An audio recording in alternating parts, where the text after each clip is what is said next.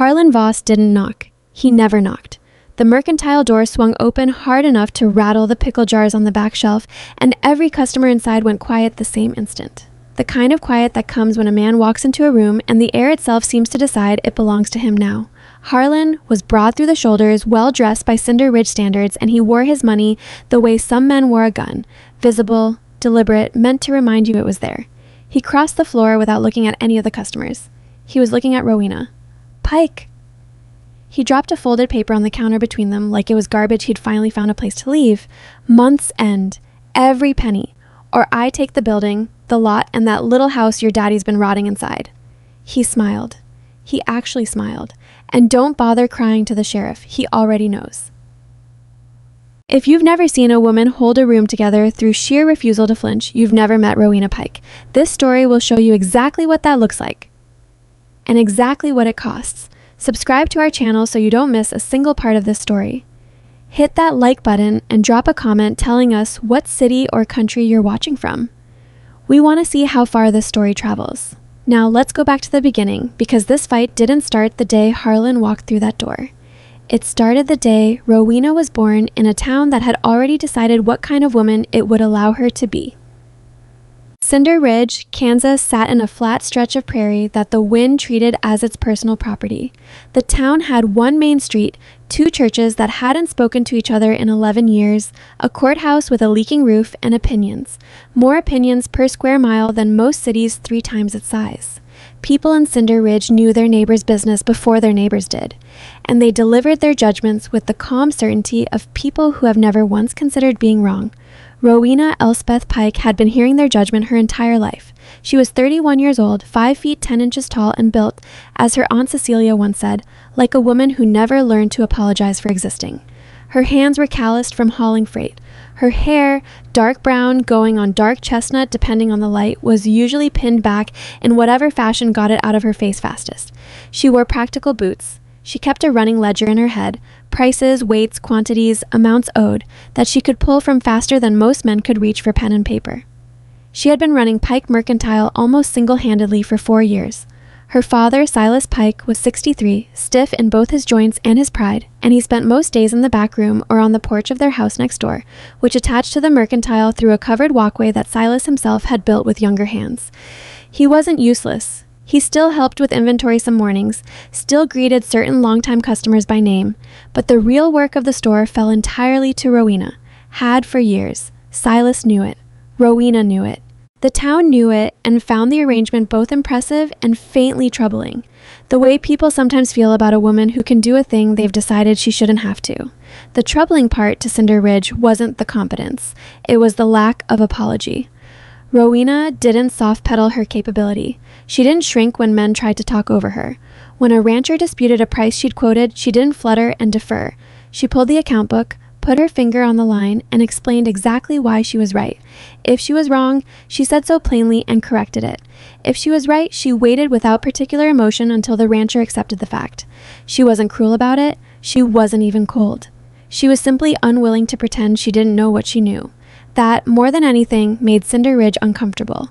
A competent woman who knew she was competent and didn't hide it was, in the town's collective opinion, doing something slightly aggressive. Not illegal, not even specifically wrong, just aggressive, unfeminine, off-putting, and nobody could ever quite say why, which made them resent her more for not making it easy to explain. The running commentary had been going since she was 14 and started helping Silas behind the counter. By the time she was 25 and effectively running the whole operation, the commentary had calcified into received wisdom. Rowena Pike was too much woman, too much opinion, too much presence. Not in a way anyone admired, in a way that made people slightly embarrassed on her behalf for not knowing better. The men who came in for feed and rope and salt blocks were mostly civil, mostly respectful in the transactional sense. A few were genuinely decent. But there was always the low-level hum of it, the casual predictions that she'd end up alone, the jokes at the post office about whether any man in the county was brave enough or foolish enough to take her on. Rowena heard most of it. She had long since stopped letting it register on her face. What she couldn't stop was hearing it when it came from Silas. Not mean. Her father wasn't a mean man. But there were moments, quiet ones, when he'd watch her talk down to some rancher who'd tried to shortchange her, and she'd see the flinch cross his face. Not pride. something more complicated, as if he were calculating somewhere private inside him the cost she was going to pay for being exactly what she was. As if he thought, somewhere he'd never say aloud, that it might have been easier for everyone, easier for her, if she'd just been a little less. Rowena had stopped waiting for him to think differently. She had a store to run. The morning Harlan Voss first walked in, Rowena was weighing out grain for a ranch hand named Curtis Stoll who worked the Benton spread east of town. Curtis was 22, sunburned, and had the particular nervous energy of a young man who wanted to make conversation with a woman and didn't know how to do it without making it strange. He kept watching her hands on the scale. 20 pounds exactly? He said, less question than observation. 20 and a quarter. Rowena adjusted the counterweight with 2 fingers. You want to check it? No, ma'am. I believe you. Then stop staring at the scale like you're waiting for me to make a mistake. Curtis turned red. Wasn't doing that. You were doing exactly that. It's fine. Men always watch the scale when a woman's measuring. She handed him the sack. It'll be 40 cents for the grain and 8 cents for the cloth you picked up last week that you forgot to pay for. Curtis stared. How did you... I forgot that was even... I didn't. She held out her hand. He paid. Harlan Voss came through the door just as Curtis was leaving, and the way the two of them moved, Curtis sidling past with his hat ducked, Harlan walking straight through as if Curtis were something to be stepped around, said everything about the difference between the two men. Harlan was around 50, Rowena guessed, solid in the way men are who've done physical work most of their lives and then stopped doing it once money made that unnecessary. His hair was iron gray. He dressed well without being showy. Good boots, clean vest, no unnecessary fringe or silver. He carried himself with the particular arrogance of a man who had not been told no by anyone with real power in a very long time. Rowena had seen him before, of course. Cinder Ridge wasn't that large. Harlan Voss owned the Double V Ranch, which sprawled across several thousand acres east and south of town, and he had a reputation for buying up struggling properties at opportunistic prices. She'd heard the stories. She'd also heard that he was scrupulously legal about it, predatory maybe in the moral sense, but careful enough to stay clean in the paper sense. He came to the counter, set his hat beside the jar of peppermint sticks, and looked at her with the pleasant expression of a man about to say something unpleasant. Miss Pike. He had a low voice, careful and measured. I think we have some business to discuss. I don't recall any outstanding account with the Voss Ranch. This isn't about an account. He folded his hands on the counter. This is about your father, and a debt he owes my family going back a number of years. Something shifted in Rowena's chest. She kept her face level. What debt? Silas borrowed $750 from my father during the hard winter of 1871. Emergency loan, properly documented. He tilted his head, watching her. I believe he never mentioned it. I believe you're mistaken. I believe I have the note. He didn't reach for anything, didn't show her anything, just let the words sit there. $750, payable to Harlan Voss upon demand, secured against the Pike property.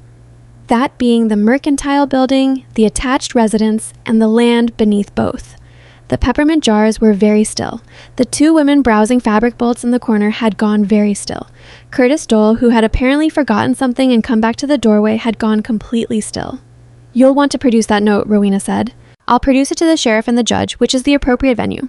Harlan smiled. It was a polite smile, the kind that doesn't reach the eyes because the eyes are busy calculating. Month's end, Miss Pike. $750 paid in full, or I begin proceedings for possession. He picked up his hat. I thought it only fair to tell you personally, given that your father may have difficulty with these conversations. He was already moving toward the door. You'll want to produce that note, Rowena said again, louder. Harlan paused with his hand on the doorframe and looked back at her over his shoulder. The smile was still there. Good day, Miss Pike. The door closed. Curtis Stoll in the doorway said, Ma'am, did you forget something, Curtis? Yes, ma'am. My receipt. She wrote it out without looking up. Her hands did not shake. She had made a decision, somewhere in the 2 seconds after the door closed, that her hands were not going to shake, and they respected the decision. The two women by the fabric bolts were trying very hard to appear fascinated by calico. If either of you has something to say, Rowena told them, not unkindly, you should probably say it to your husbands when you get home, because that's where it's going to end up anyway. One of them, Martha Geary, whose husband ran the feed barn, opened her mouth, closed it. opened it again. Do you think he really has a note, Rowena? I think he said he has one. Rowena pulled out her ledger and wrote the date at the top of a fresh page. Those are two different things. She waited until the store was empty to go find Silas. He was on the back porch in the chair with the patched armrest, watching the chickens in the yard do whatever chickens did when nobody was supervising them. He looked up when she came through the door, and something in her face, she wasn't sure what, she'd been trying to keep it flat, made his own face do a complicated thing.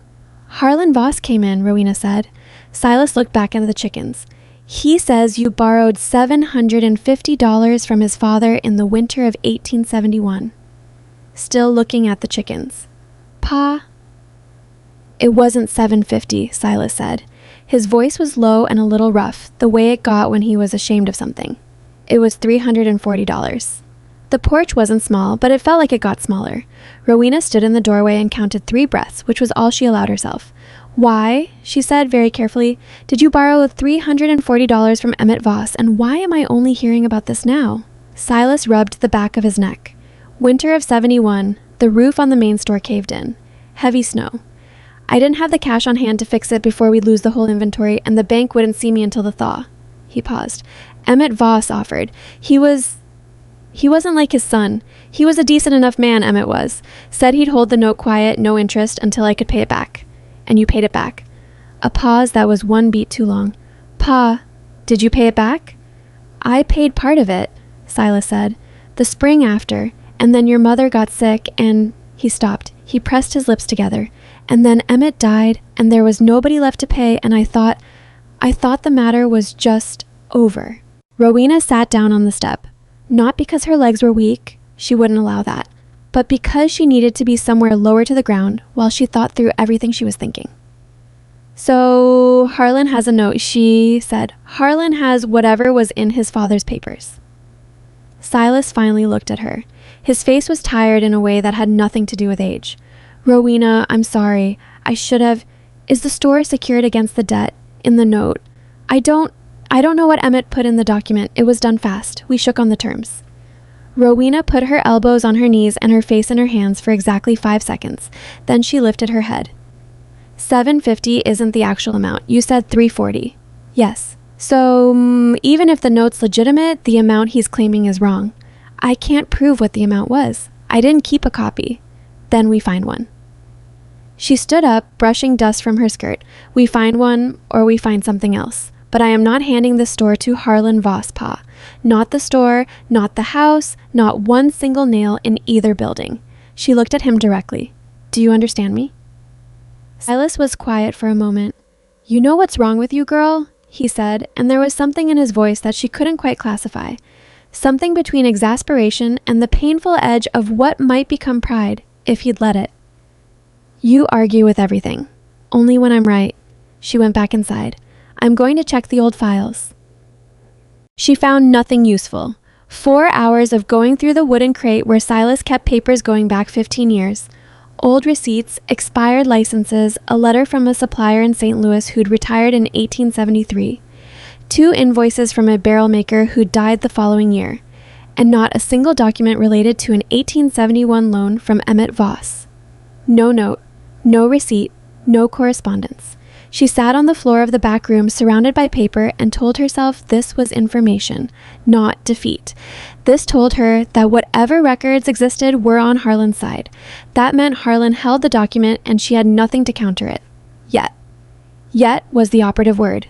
She had a ledger that showed the store's consistent profitability over the past 4 years.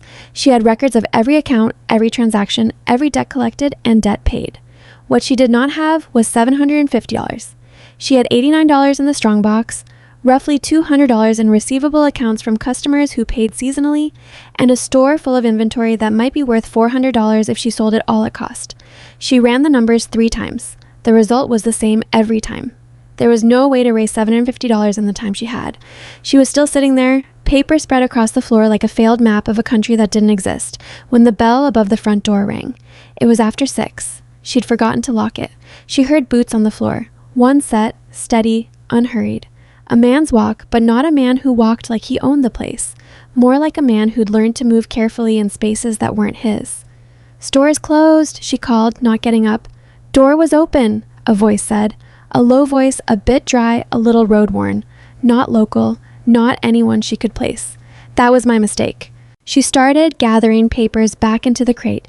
"We open at 7 tomorrow." A pause. Then, "You always do your books on the floor?" She looked up. The man standing in the doorway between the main store and the back room was somewhere in his mid-40s, she guessed, though he had the kind of weathered face that made precise ages difficult. Tall, lean in the way of men who didn't sit still often.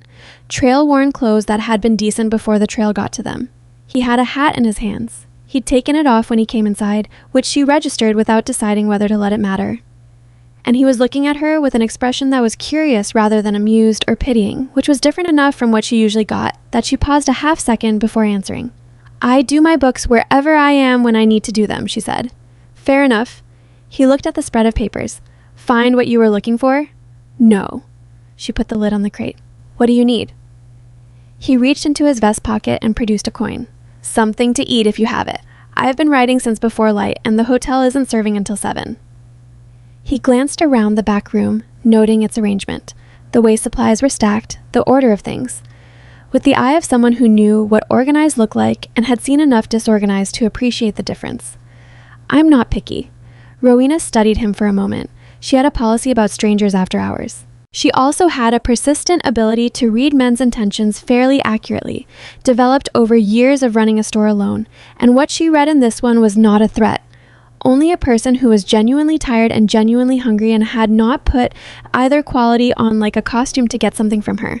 "Hard cheese and crackers," she said. "Canned peaches if you want something sweet. It's not supper.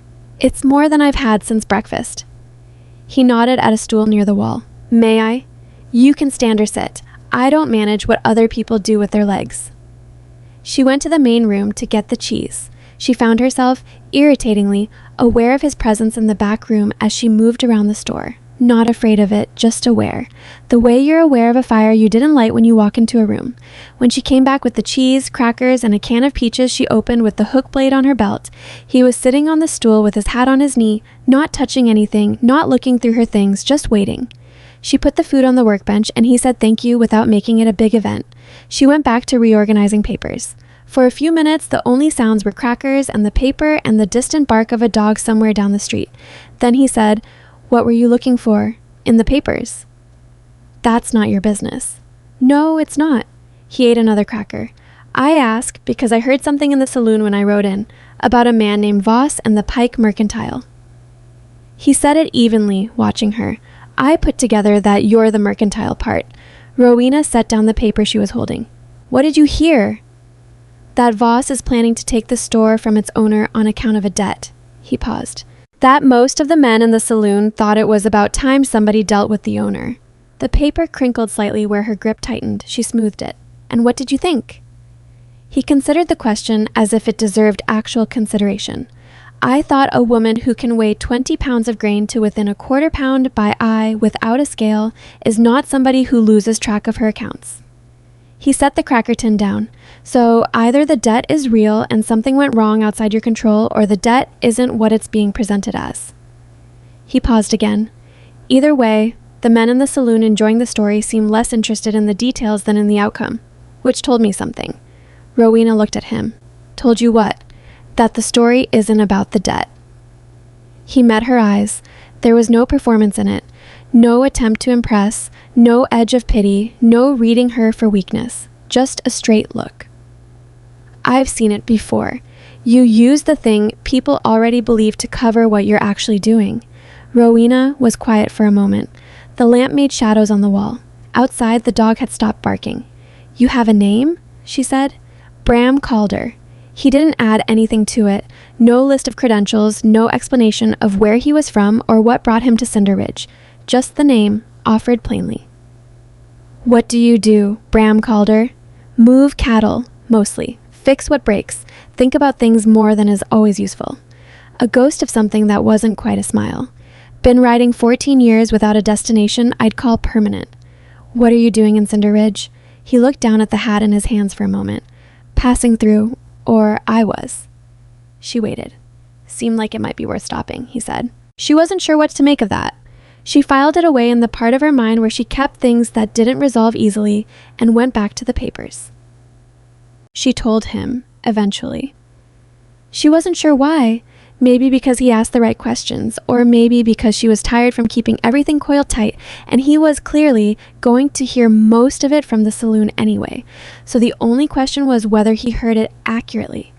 She gave him the shape of it, the loan she hadn't known about, the document she'd never seen, the amount that didn't match what Silas remembered, the month-end deadline, the math that didn't come out right no matter how many times she ran it.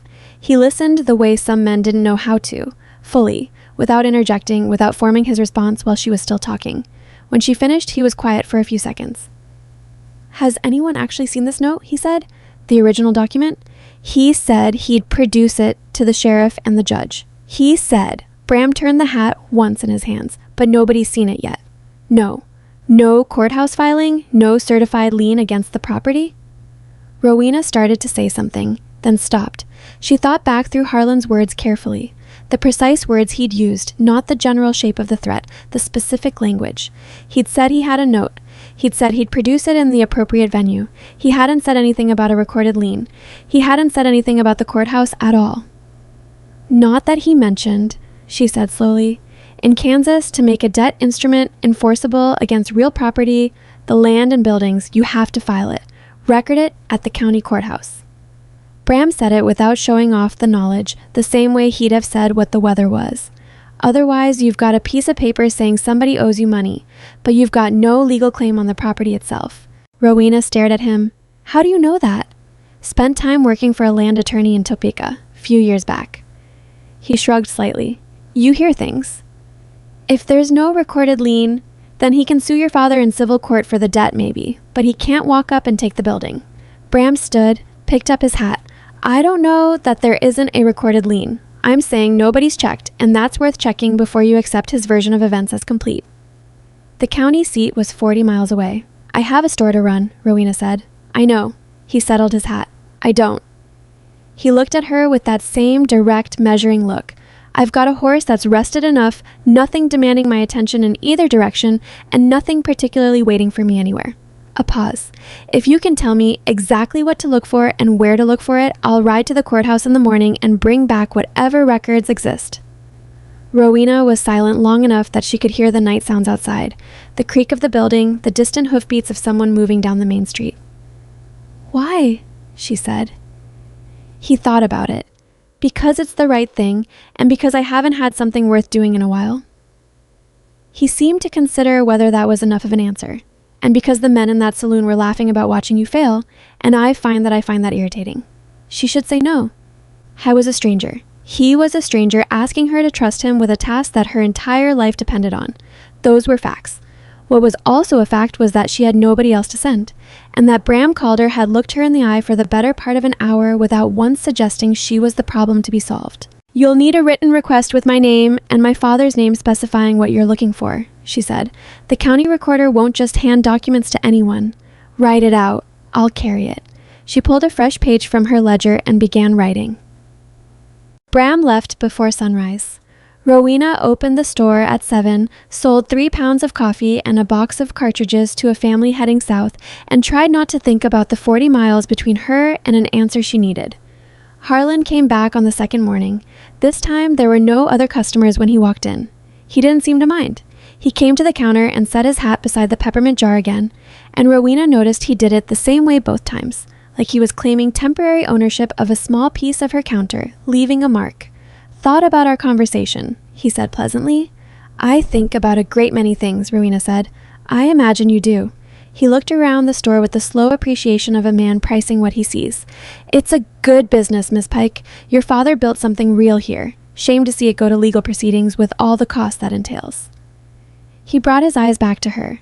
"I want you to understand that I take no pleasure in this." "Do you want me to believe that?" He blinked.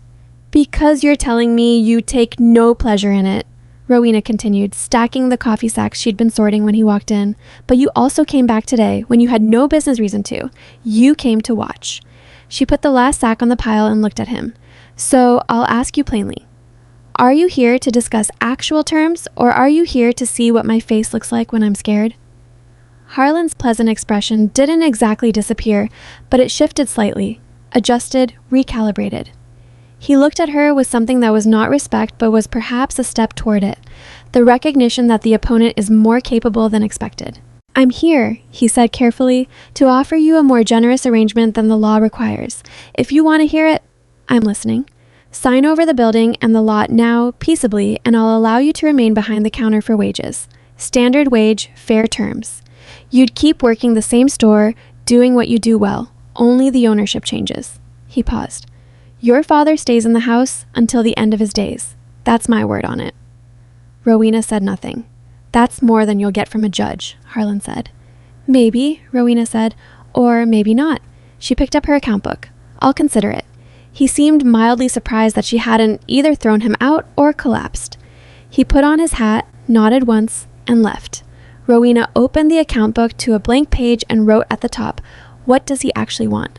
She looked at the question for a long time. There was something wrong about the whole thing. Not the threat. The threat was real enough, but the shape of it was wrong. A man of Harlan Voss's standing, with his land holdings, his reputation, his carefully constructed respectability. Would he genuinely upend all of that for a mercantile? A store that turned a modest profit in a small frontier town? The numbers didn't balance. Harlan Voss didn't need this store. He owned properties 10 times its value. So what did he need that was underneath it? She closed the book without answering because she didn't have enough information yet. But the question didn't close with it. It sat in her mind like a burr in cloth. You couldn't see it, but you felt it every time you moved. Bram returned on the third day. He came through the door at 2 in the afternoon, trail dusty and moving with the careful deliberateness of a man running on very little sleep. Rowena was with a customer, a rancher named Pollard, who was buying fence wire and taking his time about deciding how much. And she saw Bram come in, and she did a thing she never did. She lost track of the conversation. She found it again. She finished with Pollard, loaded the wire onto his wagon herself, took his money, and came back inside. Bram was at the counter. He'd helped himself to a glass of water from the pitcher she kept there, which she'd told him he could do when she sent him off 3 mornings ago. On the counter in front of him was a leather envelope she hadn't seen before. "Good trip?" she said. "Long trip." He pushed the envelope toward her. "Look at that." She opened it. The county recorder's office had provided certified copies of every document on file related to the Pike property on Cinder Ridge's Main Street going back to the original title. Rowena spread them across the counter and went through them one at a time, slowly, reading each one as Bram watched. There was no lien. Not a lien from Emmett Voss. Not a lien from Harlan Voss. Not a lien from any Voss in any form, against any part of the Pike property, at any point in the recorded history of the title. Harlan had a note, maybe, an old debt document that might or might not have Silas's mark on it. But no matter what that note said, he had never done the one thing that would have given him a legal claim on the land and buildings. He had never recorded it. Rowena set the papers down very carefully. "He can't take the store," she said, "not on that basis." Bram drank the rest of his water. "He can sue your father for the debt in civil court, and he might even win something. But he can't foreclose on the property. There's nothing to foreclose against." Rowena was very still for a moment. Then she said, "He knows that." Bram looked at her. "He's a careful man," Rowena said slowly. "He's built his reputation on being scrupulously legal. He would have checked whether this note gave him a property claim before he started making threats with it." She straightened the papers, which means he knows the note doesn't give him a legal claim on the building, and he made the threat anyway. She could see Bram following her reasoning, adjusting, arriving at the same point. "He's not trying to win in court," Bram said. "No." Rowena folded her hands on the counter. "He's trying to get me to give him the property voluntarily. He's trying to frighten me into signing something I don't have to sign." She paused. "Which means the story is still wrong. There's something else he wants, and the debt is just the method he chose to get it." Bram put his empty glass down quietly. "You could expose him now," he said. "Show the town he's making false claims about the property." "I could." Rowena gathered the certified copies back into the envelope. "But if I do it now, privately, he retreats and finds another way. He's patient. He'll try again." She held the envelope without opening it. "But if he makes his claim publicly, before the sheriff, before the judge, before everyone in this town who's been waiting for me to fall, and I answer him there, in front of all of them, with this," she set the envelope down. "Then it's over," she said. "Not just for now, For good. Bram was quiet for a moment. Then he said, "That's a dangerous game." "Yes." She met his eyes. "It is." Met his... A pause. "But I need to know what he actually wants before I play the end of it. If I expose the debt fraud without knowing the real motive, I win this hand and he builds a new one." She began moving behind the counter, straightening things that didn't need straightening, working through it. What does Harlan Voss need badly enough to risk his reputation for a mercantile? The store doesn't make enough money to justify it. The land isn't prime grazing ground. There's no... She stopped. Bram watched her face. "Water," she said. He tilted his head. "The public wells on the south end of town." She moved to the back of the counter, dropped to her knees, and opened the lower cabinet where she kept the older account ledgers. Behind them was a document she'd almost forgotten about, a property survey her father had commissioned 6 years ago when he was considering an expansion that never happened. She pulled it out, spread it on the counter. "There." She pointed to the notation at the bottom of the survey, in the surveyor's careful print. "Primary underground spring source beneath NW quadrant of Lot 14, feeding public wells Nos 3 and 4. Lot 14 was Pike Mercantile. Bram came around the counter and looked at the survey. He was close enough that she was aware of him. Aware of the road smell of him, the warmth, the careful way he held himself so as not to crowd her.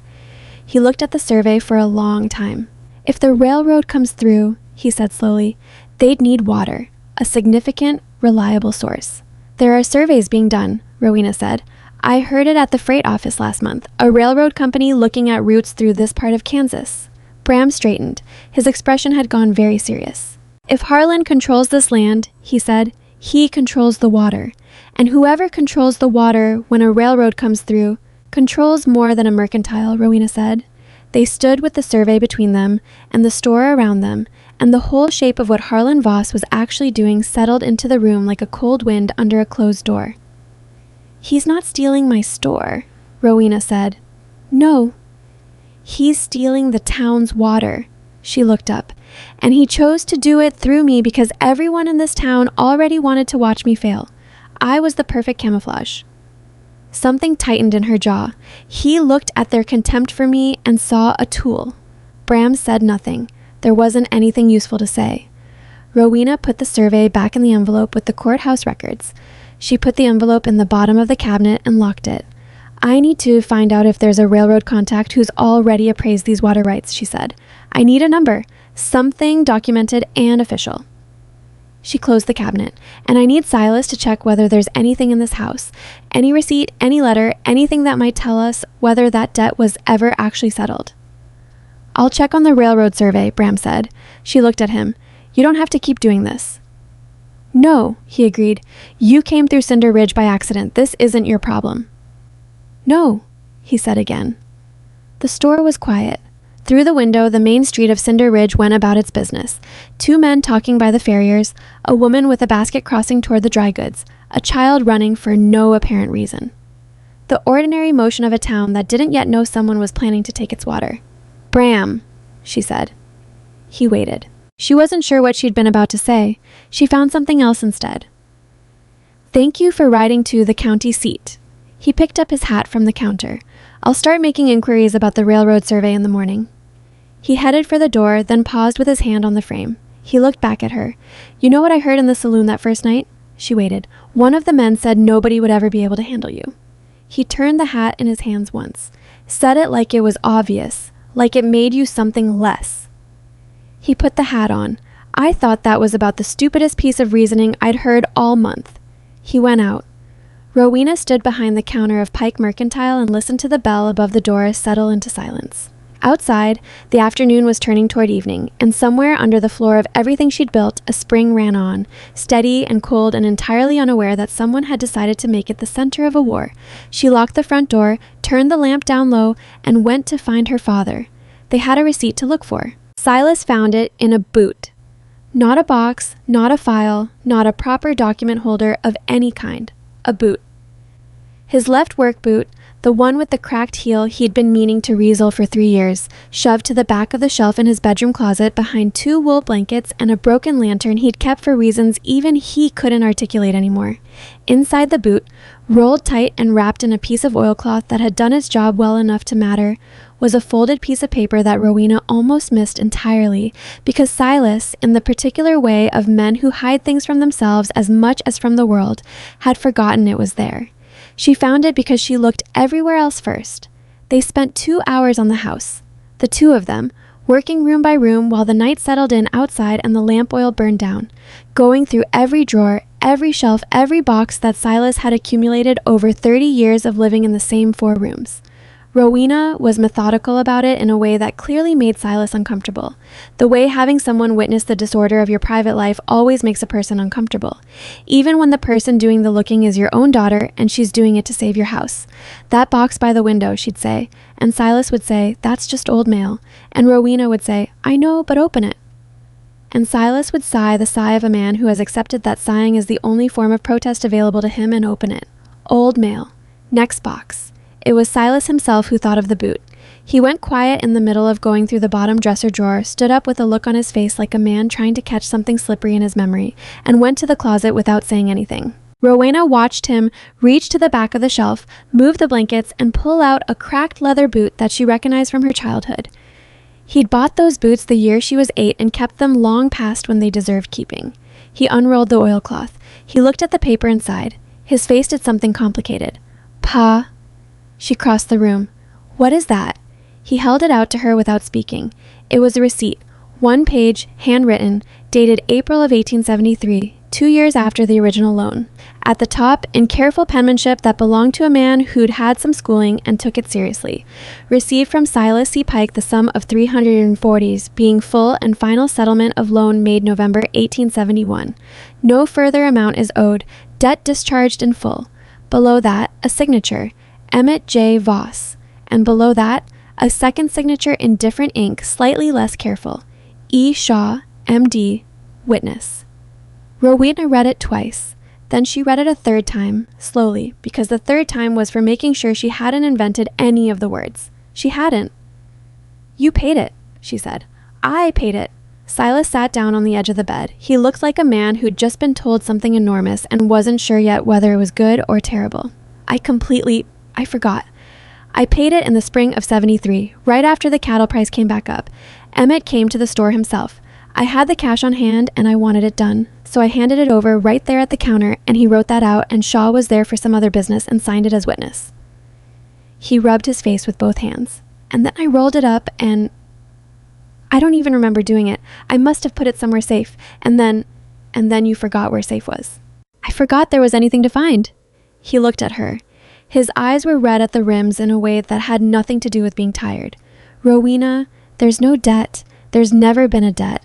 Harlan has a note from his father, but the note was satisfied before Emmett Voss was cold in the ground." "Harlan knows that," Rowena said. Silas stared at her. "He has his father's papers," she said. "All of them. If this receipt exists, a copy of it, or at least the knowledge of it, exists somewhere in Emmett's records." She held the paper carefully, by the edges, the way you hold something that matters. "He made the threat anyway, which means he counted on us not being able to find this." The room was very quiet. "He thought you'd forgotten," she said. Silas made a sound that wasn't quite a word. "He looked at you," Rowena said, "and he decided you were an old man who'd lost track of things, and that your daughter was so busy fighting the current threat that she wouldn't dig far enough back to find the proof that the threat never existed." She set the receipt down on the dresser with the particular care of someone placing a weapon in a safe location. "He underestimated both of us." Silas was quiet for a moment. Outside, a night bird called once and stopped. "What do you do with it?" Silas said finally. "Not yet," Rowena said. She went to get the receipt and the oilcloth. "We do nothing with it yet." She wrapped it back up. She thought about hiding it in the same boot and decided that was both logical. Nobody would look there, and tempting fate in a way she didn't need. She put it in the pocket of her apron against her body where she could feel it every minute she wore it. "Rowena!" Silas's voice stopped her at the door. She looked back. Howe was sitting on the edge of the bed with his hands loose in his lap, looking at her with an expression she didn't have a name for. something between apology and something older and harder that hadn't found its words yet. I'm sorry I didn't handle this better from the start. The loan, the debt, I should have... Pa, she stopped him, not unkindly. We found what we needed. Let's think about what comes next. He nodded once. He didn't look relieved exactly. He looked like a man who had just discovered that the debt he'd been carrying for years, not the financial one, the other one, was larger and more complicated than a $340 loan, and that figuring out how to pay it was going to take longer than a single night. Rowena understood that. She left him to it. She told Bram the next morning. He came to the store early, before customers, with 2 cups of coffee from the hotel dining room, which he set on the counter with the matter-of-factness of a man who has decided that bringing coffee is a reasonable thing to do and is not going to make it strange by apologizing for it. Rowena took 1 cup, told him about the receipt, and watched his face process the information with the same careful attention he gave everything. Shaw, he said. Dr. Everett Shaw. Is he still in Cinder Ridge? Runs the practice on Birch Street. Has for 30 years. Bram drank his coffee. He witnessed the payment. He can confirm it. If he remembers. A man doesn't witness a debt discharge for a neighbor and forget it completely. He might not remember every detail, but he'll remember the fact of it. Bram set the cup down. Harlan's claim falls apart completely. No recorded lien, no actual debt, fraudulent demand for money under false pretenses. He paused. You could take this to the sheriff today. I know. He looked at her over the rim of his cup. But you're not going to, he said. I need the number first, she said. The water rights appraisal. I need something that shows why he did this, not just proof that he did it. She thought about what she'd said to Bram the night before, that exposing Harlan's fraud without the full picture meant he retreated and tried again. If I walk into the sheriff's office with the receipt and the courthouse records and nothing else, Harlan loses this scheme, but the town doesn't understand it. They see a debt dispute that went badly. They don't see what he was actually trying to do. And you need them to see it. I need every person in this town who laughed about me finally being put in my place to understand what they were laughing at. She didn't say it with heat. She said it the way she'd say anything factual, plainly and without performance. Because he used their contempt as a tool. He looked at how this town feels about me, and he built his plan around it. And if I let that go unnamed, it just gets used again. By him or someone like him. Bram was quiet for a moment. That's a harder thing to pull off than just winning, he said. Yes. She picked up her coffee. Welcome to my life. Something shifted in his expression. Not quite a smile, but something adjacent to it, something that had warmth in it without being soft. What do you need me to do? Find the railroad survey contact, she said. Someone with a documented appraisal of water rights along the proposed route. I need a number, an actual dollar figure that I can show people, not just a theory. She put the cup down. And I need you to find it without Harlan knowing you're looking. He has friends. He'll hear about it if it's not done carefully. How long do I have? Harlan's deadline is month's end. That's 11 days. Bram picked up his hat. I'll go to Mercer. Mercer was the next town along the freight road, 22 miles west, large enough to have a land office, a telegraph, and the kind of commercial traffic that attracted railroad scouts. It was the right place to look. Bram! He was almost to the door. Be careful. He glanced back. Always am.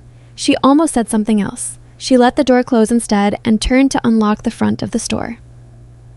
Harlan came back 4 days later. He had a man with him this time. Not the sheriff, not anyone official, just a large, quiet man in a clean vest who stood 2 steps behind Harlan's shoulder and did nothing except exist in a way that was intended to be noticed. Rowena noticed him, set him aside in her assessment, and gave her attention to Harlan. Miss Pike, Harlan said, I don't believe I've had your answer to my offer. The store was moderately busy. 3 customers moving through the aisles, old Garrett Finch at the end of the counter waiting for her to finish tallying his account. Rowena was aware of all of them stopping in the small particular way people stop when they sense something is about to happen. Mr. Finch, she said, without taking her eyes off Harlan, I'll have your total in just a moment. I need to address another matter first. She came around to the front of the counter.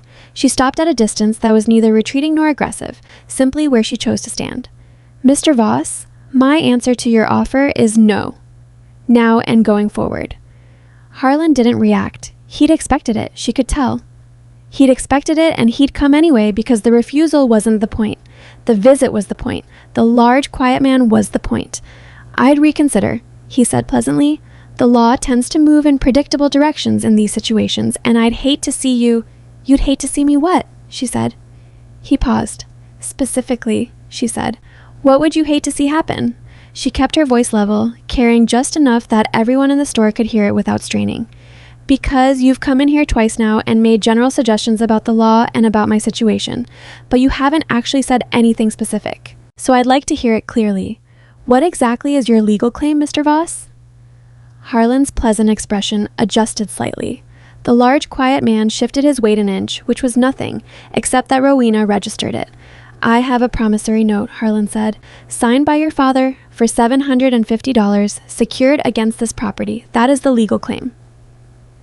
"And it's been recorded at the county courthouse?" A pause. Brief. Controlled. But there. "The original note doesn't require— a lien against real property requires recording to be enforceable," Rowena said. She said it with the same tone she'd used to explain how the postal rates worked or why the price of coffee had gone up. Information, not argument. "That's Kansas law. I looked it up." She hadn't exactly. Bram had told her, and she'd confirmed it with the county recorder's instructions on the certified copies he'd brought back, but the effect was the same. "So, has the note been recorded?" Garrett Finch, at the end of the counter, was making no pretense of minding his own business. Neither were the three other customers. One woman had moved closer. Harlan was still controlled, but something in the room had shifted and they both knew it. "These are matters for the courts," he said. "Not for a what?" Rowena said. He stopped. "For a what, Mr. Voss?" She let the question sit there. "You were about to finish that sentence with something. I'd like to hear what it was." The store was very quiet. Harlan put on his hat. "We'll let the law sort it out," he said, and the pleasantness in his voice had gone thin, like paint applied too quick over too rough a surface. He turned toward the door. "Before month's end," Rowena said to his back. "Is that still your timeline?" He didn't answer. The large, quiet man followed him out. Garrett Finch cleared his throat. "I believe my total was $4.60, he said. $4.70, Rowena said, and went back behind the counter. Nobody in the store said anything about what they'd just seen, but Rowena noticed that 3 people who came in during the following hour and whose timing suggested they'd heard something asked her questions about the weather and the freight schedule and the price of salt in ways that suggested they were actually asking something else. She answered the questions they asked. The gossip moved through Cinder Ridge the way gossip always moved in a town that size, fast, imprecise, and with a particular energy that attached itself to anything that promised a drama worth watching. By the end of the week, 2 versions of events were circulating. The version that Harlan Voss was righteously pursuing a legitimate debt from a shiftless old man whose daughter thought she was too good to pay her father's obligations. And the version that something about the whole business smelled wrong and Rowena Pike was holding her ground for reasons that might turn out to be valid. The first version was more popular, because it was simpler and because it confirmed what people had already decided about Rowena. But the second version was gaining. Rowena could feel it in the way people talked to her in the store, the small adjustments in tone, the questions that came a little more carefully, the people who'd been slightly hostile for no reason they'd have named who were now slightly less so. She told herself this didn't matter. What mattered was the receipt, the courthouse records, and the appraisal she didn't have yet. She told herself this while also admitting, in the part of her mind where honesty was non-negotiable, that it did matter. These were her neighbors. They were going to be her neighbors long after Harlan Voss was either defeated or in possession of her store, and what they thought about who she was and what she deserved mattered in ways that couldn't be reduced to a legal outcome. She just couldn't afford to let it matter right now. She was reorganizing the hardware shelf. Bolts sorted by size, hinges grouped by weight, a task she did when she needed to think without appearing to think, when the door opened and Nora Geary came in. Nora was Martha's oldest daughter, 20 years old, and had been coming into the mercantile since she could walk. She had her mother's round face and her father's stubborn chin, and she worked the lunch counter at the hotel dining room, which meant she heard more of Cinder Ridge's unofficial business than most of the town's elected officials. She came directly to the hardware shelf, looked at Rowena, and said, "Can I tell you something?" "You can tell me whatever you like," Rowena said, not stopping the sorting. "My father had lunch with 2 men from the railroad company last week," Nora said. "Land scouts. They were asking about water sources along the Main Street route." Rowena's hand stilled on a box of 3-inch bolts, just for a second. Then they continued. Did they say which company? She said. The Meridian and Central. Nora lowered her voice, which was unnecessary and the store was empty, but was the instinctive behavior of someone delivering information that felt important. They were asking about Lot 14, by name. I heard it because Father kept the dining room door open and sound carries in that hall. Lot 14, Pike Mercantile, the land above the primary underground spring. Did they mention a value, Rowena said. They mentioned a number that made my father's eyes go round, Nora said. I only caught part of it, but I'm pretty sure I heard $6,000, maybe more. Rowena set the bolt box down carefully. $6,000. Bram had mentioned that possibility, but hearing it from another direction, from a 20-year-old girl who'd overheard railroad scouts at her father's lunch table, made it concrete in a way that speculation never was. Nora, she said, do you know the names of the men, the scouts? One was named Aldrich, the other one I didn't catch. Aldrich. She filed it. Thank you for telling me. Nora looked at her with the frank directness of someone young enough to still say what they were actually thinking. Miss Pike, do you think Harlan Voss knows about the railroad? Rowena picked up the bolt box and finished the sorting. I think, she said, that very little Harlan Voss does happens by accident. Nora left looking like a person who understood more than they'd understood when they walked in. Rowena finished the hardware shelf and went to write down everything Nora had told her before any detail could fade. Bram came back from Mercer on a Thursday afternoon with dust on his coat, a name, and a number. The name was Aldrich, same one Nora had overheard, and the full name was Philip Aldrich, land acquisition agent for the Meridian and Central Railroad Company, currently based out of Mercer, while the survey of the proposed central route was completed. The number was 6,400. The preliminary appraisal of the water rights associated with the primary underground spring beneath Lot 14 on Cinder Ridge's Main Street, documented in a preliminary survey report that Bram had managed through what he described as a combination of persistence and buying a land agent named Torres several rounds of something stronger than coffee to get a certified copy of. He put the copy on the counter. Rowena read it with the same careful attention she'd given the courthouse records, and when she finished reading it, she stood with her hands flat on the counter for a moment without speaking. He was going to steal $6,400 worth of water rights, she said. From this town, Bram said, from the wells that every family in Cinder Ridge depends on. And he was going to do it by convincing everyone to laugh at me. She looked up. Her voice was level, but there was something behind it, something compressed and controlled that had been building for days. He picked me specifically because I'm the person in this town nobody feels particularly obligated to defend. He calculated that the combination of a questionable old debt and the general opinion that I was due for some humiliation would clear the field for him. Nobody asks too many questions when the person losing is someone they weren't sure deserved to win in the first place. Bram was quiet. He looked at this town's worst impulse, she said, and he decided to use it as a bank. Yes, Bram said, that's exactly what he did. She put the appraisal document with the courthouse records and the receipt. All of it in the oilcloth now, in the locked cabinet. She locked it, pocketed the key, and straightened up.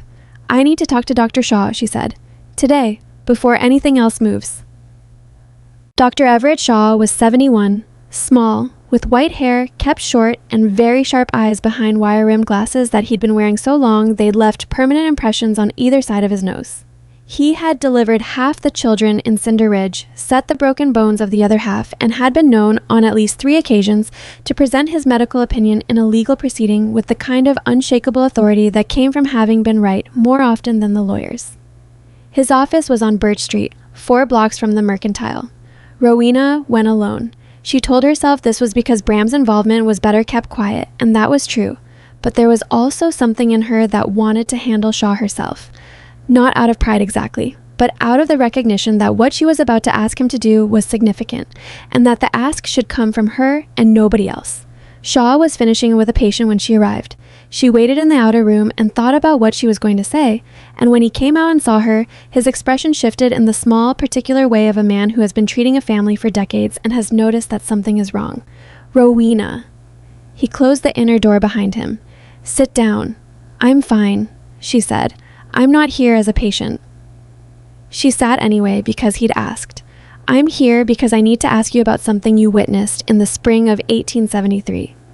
He settled into his chair and looked at her with the patience of a man who had learned that the fastest way to get somewhere was often to let people get there at their own pace. She told him all of it. The loan, the threat, the receipt she'd found, Harlan's plan, and what was underneath it. She watched his face as she talked, and what she saw there was not surprise. Not at the history of the debt. He remembered it, she could tell, the memory surfacing as she spoke, and not particularly at what she was saying about Harlan. When she finished, he was quiet for a moment. I witnessed that payment, he said, plainly and completely. I was at the store on a separate matter. I believe I was picking up some supplies your father was holding for me. And Emmett Voss was there, and Silas paid him in cash right there at the counter, and Emmett wrote the receipt and asked me to sign as witness. He looked at her steadily. There was no remaining debt after that day.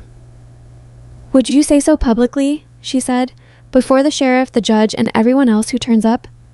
Shaw took his glasses off and cleaned them with a cloth he kept in his breast pocket, something she'd seen him do many times, a motion that meant he was thinking carefully. He put them back on.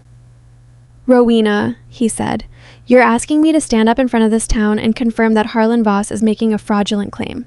Yes. You understand he has friends, real ones with money and patience. I understand that. And you've thought through what happens if something goes wrong, if the judge sides with him for reasons that have nothing to do with the evidence, if the sheriff decides this is more complicated than it appears. I've thought through it, she said. I've thought through every version of it. This is the one where we tell the truth in front of everyone and let the truth be what it is. She looked at him steadily. Will you stand with me? Shaw looked at her for a long moment. The office was quiet around them, the particular quiet of a room where serious things were said, where people came to hear news they were afraid of. Your mother would have handled this exactly the same way, he said finally. Exactly the same way. No detours, no softening, straight at it. He put his hands on his knees. Yes, I'll stand with you. She exhaled once, a breath she'd been holding without entirely knowing it. Thank you. Don't thank me yet, he said, not unkindly. Thank me when it's over. She told Bram that evening. He was at the store when she got back. She'd given him a key 2 days earlier, which she'd done without making a significant event of it, and which he'd accepted the same way. And he'd done something in her absence that she discovered when she came through the back door. He'd fixed the hinge on the cabinet that had been sticking for 3 months, not made a performance of it, not mentioned it, just fixed it and put the tools away, and was sitting at the work table with a cup of coffee when she came in. She looked at the cabinet. She looked at him. Shaw will testify, she said. Bram nodded. And I have Nora Geary, who overheard the railroad scouts. She's not official documentation, but she's a witness to the fact that the railroad interest in this property is not a theory I invented. She set her coat on the hook, which means I have the receipt, the courthouse records, the water rights appraisal, Shaw's testimony, and Nora's account. She turned around, and Harlan still thinks I have nothing. He's going to find out you have something, Bram said. Not the specifics, but he'll feel the ground shift. He's careful enough to notice. Then we need to move before he does. What's the plan? She'd been building it in her head for 2 days, placing pieces in order the way she placed inventory. Not because it was pleasant, but because it was necessary and because imprecision had costs. Harlan wants to make his claim publicly, she said. He's told enough people about the debt and the deadline that a public confrontation is practically inevitable. He set it up that way, so that when I fail to pay and he takes possession, the whole town witnesses it. He wants witnesses. He wants the theater of it. So give him the theater, Bram said. Give him exactly what he wants, she said. The whole town watching. The sheriff, the judge, if we can get him there. Every person in Cinder Ridge who's been waiting to see how this ends. She looked at Bram, and then answer him, in front of all of them, with everything. Bram was quiet for a moment. Then, you know what he's going to do when he realizes what you've got? Yes. He's not going to stay in that courtyard and take it gracefully. No. He might try to get to the judge beforehand. He might try to discredit Shaw. He might try. I know what he might try, she said. That's why we don't give him time to try it. She sat down across from him. Month's end is in 6 days. The confrontation will happen in 5. Bram set his cup down. He looked at her across the work table in the lamplight with the fixed cabinet hinge and the locked cabinet behind him, and she could see him thinking it through, all the ways it could work and all the ways it could fail. All right, he said. All right? I said I'd stand beside you while you handled it. He picked his cup back up. I meant it. She had a response ready, something deflecting, something that moved the conversation forward into logistics. And she didn't use it. She sat with what he'd said for a moment, let it land properly, which was something she was not in the habit of doing and which she recognized as an unusual thing. "There's one more piece," she said. "The trust." He raised an eyebrow. "If we win, when we win, the water rights can't stay in my name alone, or my father's. The minute I'm the individual owner of something worth $6,000 to a railroad company, I become a target for the next Harlan Voss who comes along." She had been thinking about this the longest, maybe, out of everything. The water has to belong to the town, not to the railroad, not to a wealthy landowner, not to me, to the community that depends on it. She paused. "I want to know if that's possible, legally, some kind of permanent trust." Bram was quiet for a moment. "I don't know the exact mechanics," he said slowly, "but I know someone who might. In Mercer, there's a land attorney named Weston who handles community property arrangements." He paused. "Want me to send a telegram?" "First thing tomorrow," she said. They sat in the lamplight for a while without talking. Outside, Cinder Ridge moved through its evening. Voices down the street, a door closing somewhere, the distant sound of the livery. The ordinary sounds of a town that didn't know what was being planned in the back room of its mercantile. Bram refilled his coffee. He offered her the pot. She held out her cup without being asked twice. "I want to ask you something," she said. He waited. "Why does any of this matter to you?" She said it plainly, the way she said everything, because softening it would have made it worse. "Not the broad answer, the actual one. You came through this town by accident. You've spent 11 days helping me with a problem that has nothing to do with you. You've ridden 40 miles and 22 miles and done things you weren't asked to do, like fixing that cabinet hinge." She nodded toward it. "I want to know why." Bram looked at his cup for a moment. "When I was 22, he said, I had a place. Small ranch, eastern side of the territory, me and my brother. We had a neighbor who decided he wanted our water access and started calling in favors with the local judge." He paused. "Not performing the memory, just being in it briefly. We didn't fight. We didn't know how, and there wasn't anybody who knew how standing beside us at the time." He looked up. "We lost the ranch." Rowena was quiet. "I've thought about that a lot," he said. "Over 14 years of moving around. What I'd have done differently if I'd known what I was up against. If somebody had ridden 40 miles to a courthouse for me."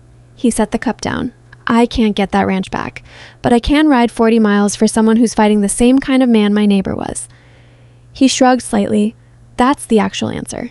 She nodded once. She didn't say she was sorry about the ranch because he wasn't telling her to generate sympathy, and treating it that way would have been wrong. "Thank you," she said, "for the actual answer." He picked the cup back up. 5 days, he said. 5 days, she agreed. The lamp burned on. The town went about its evening, and in the locked cabinet, wrapped in oilcloth, waited every piece of truth Rowena Pike had spent 11 days collecting. Enough to stop a theft, expose a fraud, and possibly change the shape of a fight that a careful, patient man had been counting on winning before it ever officially began. She didn't sleep well that night. Neither, she suspected, did Silas. But there was a difference now between lying awake with dread and lying awake with something to do in the morning, and Rowena had always known the difference between those two things, even when the rest of the world couldn't see it from the outside. She got up before dawn, lit the lamp, and started writing down every name she intended to make sure was standing in that courthouse yard on the 5th day. The telegram to Weston and Mercer went out on a Friday morning, and the reply came back Saturday afternoon, which was faster than Rowena had expected and slower than she'd hoped. The attorney's response was 3 lines, direct and without decoration. A community water trust was legally possible under Kansas property statutes, would require a formal filing with the county and the signatures of 3 or more community members as founding trustees, and would permanently remove the spring and its water rights from individual ownership. He could draft the documents within 48 hours if given the go-ahead. Rowena sent the go-ahead before she'd finished reading the reply twice. She didn't tell anyone about the trust yet. Not Silas, not Nora Geary, not the handful of townspeople she'd begun, quietly, carefully making aware that something was coming. The trust was the ending, and you didn't show the ending before the middle was finished. What she told people, instead, was simpler. Be at the courthouse yard on Tuesday morning. Something important is going to happen with the Voss business, and you should see it for yourself. She said it to 14 people over the course of Saturday and Sunday, choosing each one with the deliberateness she brought to everything. Not the loudest voices in town. Loud voices attracted attention before she was ready for it. She chose the reliable ones. Garrett Finch, who had more credibility in Cinder Ridge than he knew. The Benton Ranch foreman, a man named Casper who supplied 6 families' worth of word of mouth. Mabel Huang, who ran the laundry and had the particular kind of social reach that came from knowing exactly whose shirts were whose. 2 men from the freight office who'd both had quiet run-ins with Harlan's business practices over the years and remembered them. Others, 8 more. Each one selected because they were people whose presence would draw other people, and whose judgment, once formed, would hold. She said nothing to Harlan. He was the only person in Cinder Ridge she didn't need to notify. Sunday went wrong. She was in the back of the store, going over the Weston documents that had arrived by afternoon courier, the trust framework, the trustee requirements, the filing procedure. When she heard the front door open and then the particular quality of silence that follows when someone enters a room and doesn't announce themselves the way customers usually do, she came out from the back with the documents in her hand and found herself looking at a man she didn't recognize. I was younger than Harlan, mid-30s, with a careful, assembled look about him. Good suit, clean hands, the practiced composure of someone whose job required managing difficult situations while appearing not to find them difficult at all. He had a leather satchel over one shoulder. He looked at Rowena with the calibrated neutrality of a man who had been sent somewhere and was performing the task of being there as professionally as possible. "Miss Pike," he said. "The store is closed Sundays," she said. "I'm aware. I'm not here as a customer." He reached into his jacket. Slowly, deliberately, in the manner of someone who understood that reaching into one's jacket in front of a woman alone in a closed building required telegraphing the intention clearly, and produced a card. "My name is Gerald Fitch. I'm an attorney representing Harlan Voss." Rowena took the card. She looked at it long enough to confirm what it said, then held it in her hand without putting it down or giving it back. "We're closed Sundays," she said again. "Miss Pike." His tone shifted slightly. Still professional, but with something underneath it now, something between warning and apology, the sound of a man who was not personally comfortable with the errand he'd been given. "My client is prepared to adjust the terms of his offer significantly given the circumstances. He's authorized me to propose a full release of the debt claim in exchange for a voluntary transfer of the property, the building only, not the residence, and a 5-year lease arrangement that would allow you to continue operating the store at a fixed monthly cost." She looked at him. "He's also prepared," Fitch continued, "to include a one-time payment of $200 in recognition of your contributions to the business." "My contributions to the business," she repeated. Yes." He looked slightly less comfortable. "The goodwill you've built, the customer relationships. He's sending you on a Sunday," she said, "because he heard something." Fitch was quiet. "He heard that something's moving," she said, "and he's trying to close this before Tuesday." She put his card on the counter between them. "What did he hear?" "I'm not in a position to discuss my clients." "What did he hear, Mr. Fitch?" The attorney looked at her for a moment. He was, she decided, a man who was not entirely happy with the client he was representing, which didn't make him an ally, but did make him something other than an enemy. He looked like a man who had taken the case for professional reasons and had been finding those reasons increasingly insufficient. "He heard your name mentioned in connection with a county recorder's inquiry," Fitch said. "That's all I know. So someone at the county recorder's office had talked, or someone who'd seen Bram there had talked. 40 miles away, in a town Cinder Ridge people visited infrequently, and still the thread had found its way back. Harlan had a longer reach than she'd given him credit for, or he'd been watching more carefully than she'd assumed. She should have assumed more. "Mr. Fitch," she said, "I'm going to be honest with you because I think you'd find dishonesty irritating at this point, and so would I." She picked up his card and handed it back. "Your client's offer is not something I'm going to accept. Not this version or any future version. The reason is not stubbornness or sentiment. The reason is that by Tuesday morning, I expect to have demonstrated publicly and with documentation that your client's original claim was fraudulent and that the debt he cited does not legally exist and was not legally secured." She paused. "If you want to advise him of that, you're welcome to. But I'm not signing anything he sends, and I'm not negotiating anything he proposes, and I'd appreciate if you'd convey that directly." Fitch stood very still for a moment. He looked like a man recalculating. "He's not going to..." He stopped, started again. My client isn't someone who accepts this kind of, I know what kind of person your client is, she said. That's rather the point. Fitch picked up his satchel. He adjusted the strap. He looked at her with what she thought might be the closest thing to genuine respect she was going to get from Harlan Voss's attorney. I'll convey your position, he said. Thank you for coming by, she said, which was not quite sincere but was at least courteous. She locked the front door behind him and went directly to find Bram. Howe was at the livery, where he'd rented a stall for his horse, and where he spent time in the evenings in the manner of someone who finds the company of horses straightforward, in a way human company isn't always. She came through the livery door, and he looked up from the saddle he was oiling and read her face correctly in about 3 seconds. What happened? He said. She told him. He listened, finished the section of saddle he was working on, and set the cloth down. He knows, Bram said. He knows something.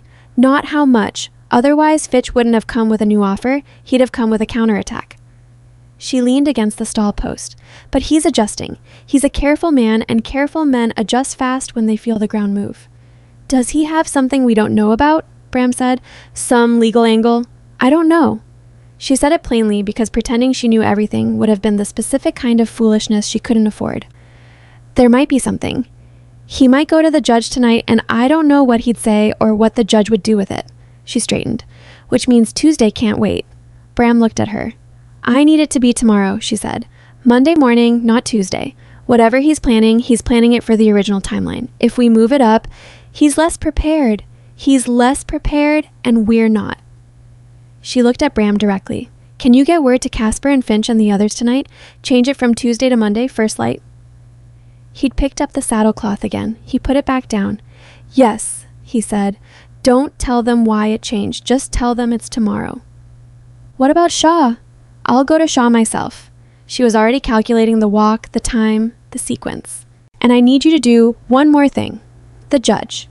Emmett Hale. He's been in Cinder Ridge for 9 years. He's competent, and he's not in Harlan's pocket. How do you know he's not in Harlan's pocket? Because 2 years ago, Harlan tried to pressure him on a property line case involving the Latimer Ranch, and Hale ruled against him. She had filed this away at the time without knowing she'd need it. Hale's proud about his independence. He'd be angrier about Harlan getting to him than he would be about any legal irregularity. She paused. I need him at the courthouse yard tomorrow morning. Not officially, just present. Tell him Rowena Pike requests the courtesy of his witness at a public matter, 8 o'clock. Bram stood up. That's a lot to get done in one night. I know. You should sleep, he said. I'll sleep Wednesday. Shaw took the change in stride. He was the kind of man who had delivered babies in the middle of the night often enough that alterations to expected timelines no longer surprised him. He said he'd be there at 8, confirmed once more that his memory of the payment and the receipt was clear and complete, and then looked at her over his glasses with the particular expression of a man who wanted to say something and was deciding whether it would help. What? She said. I've known you since you were 4 years old, he said. I've watched you manage this store for 4 years and your father's stubbornness for longer than that. He set the glasses on his desk. You know what I've noticed these past few years? I've noticed that this town takes from you. Your patience, your labor, your expertise. People who'd be lost without Pike Mercantile and who never once thought to say so. He paused. I want you to know that I'm aware of that, and that tomorrow is for me personally, not just about the legal situation. She wasn't sure what to do with that. It was said genuinely, without performance, and it landed somewhere she'd thought was numb. Thank you, Everett, she said, using his first name because his tone had called for it. 8 o'clock, he said, and let her go. She didn't sleep. She lay on her bed with the lamp turned low and went through every piece of it. The receipt, the courthouse records, the water rights appraisal, Shaw's testimony, Nora's account, the trust documents waiting to be signed, arranging and rearranging, looking for the hole in it, the place where Harlan could slide something through that she hadn't accounted for. The note, that was still the unknown. She'd never seen the original note. She knew from the courthouse records that no lien had been recorded, and she knew from the receipt that the debt had been paid in full, but she didn't know what the note itself said. If Harlan had altered it, changed the amount, changed the terms, added language she hadn't anticipated, she might face something she couldn't immediately counter. She thought about Fitch's face when she told him the debt was fraudulent and legally unsecured. She thought about the brief, controlled stillness that had crossed him before he recovered. A man who was entirely confident in his client's legal position didn't have that moment. He'd had it, which meant Fitch had his own doubts about the note's legitimacy, which meant the note was not what Harlan had represented it to be, or at least that Fitch wasn't certain it was. That was something. Not proof, but something. She got up at 4 a.m, made coffee, and spent the next 2 hours writing. Not a speech. She hadn't planned to make a speech, and the idea of standing in front of her neighbors and making a speech felt wrong in a way she couldn't fully articulate, like the wrong tool for the actual job. She wrote instead a sequence, the order in which she'd present each piece, the questions she'd ask Harlan to answer publicly, the documents she'd produce, and when. She wrote it out like a ledger, each line building on the one before it, each total leading to the next column. She was still writing when Silas appeared in the kitchen doorway. He was in his work clothes, the good ones, she noticed, the ones he wore on occasions he'd decided mattered. He'd shaved. He looked at the papers spread across the table and then at her and didn't say anything for a moment. "Today?" he said. "Today." He came to the table, pulled out the chair across from her, and sat down. He looked at what she was writing without reading it, just looked at the fact of it, the pages of careful preparation. "What do you need from me?" he said. She looked up. In 31 years, Silas Pike had asked her many things. He'd asked for help with inventory, for patience with his slower mornings, for understanding about decisions he'd made without her. He'd asked her, in the 1,000 quiet ways that parents ask, to be smaller than she was so that the world would be easier on her. He had never, in her memory, asked what she needed. "I need you to be there," she said. "That's all, just be there." He nodded once. "I'll be there." She went back to her writing. He stayed at the table. Neither of them spoke for a while, but the silence was different from the silences that had lived between them for years. It wasn't uncomfortable, wasn't weighted with the unspoken. It was just two people in a kitchen before dawn, both aware that the day ahead was going to require everything they had. By 7:30, the courthouse yard had more people in it than Rowena had invited. That was the first thing she noticed when she came around the corner from the mercantile with Bram on one side and Silas moving carefully on the other, the oilcloth envelope tucked under her arm. Word had moved the way word moved in Cinder Ridge, faster and further than the person who started it could fully track. There were 40 people in the yard, maybe more, standing in the kind of informal groupings that form when people don't want to seem too invested in something but are absolutely invested in it. She recognized most of them. A few faces from out of town, people who'd ridden in for other business and stayed when they heard something was happening. She saw Curtis Dole near the fence, hat in his hands. She saw Nora Geary standing with her mother Martha, both watching the courthouse doors. She saw Casper from the Benton spread, solid and square-shouldered, with two other ranch hands behind him. She saw Judge Emmett Hale at the periphery of the crowd, not in his official capacity as she'd requested, just present, watching. A compact man with a tidy beard and a stillness about him that had nothing to do with inaction. She saw Harlan Voss. He was already there. He had two men with him, the large, quiet man from before, plus another she didn't recognize. And he was standing near the courthouse steps with his attorney Fitch, who looked like someone who'd had a difficult night and was managing it through professionalism alone. Harlan saw her come around the corner. He looked at the envelope under her arm. Something in his face adjusted, barely, just enough to notice if you were watching for it, which she was. He hadn't expected her to move early. He'd expected to control the timing. She walked to the center of the yard and stopped. She didn't go to the steps, didn't position herself higher or lower than anyone. Just stopped in the open space where everyone could see her. "Mr. Voss," she said. Her voice carried without effort. It always had, which had been another item on the town's list of grievances about her. "I understand you have a claim to make regarding Pike Mercantile and my father's alleged debt. I'd like to hear it. Publicly. Right now."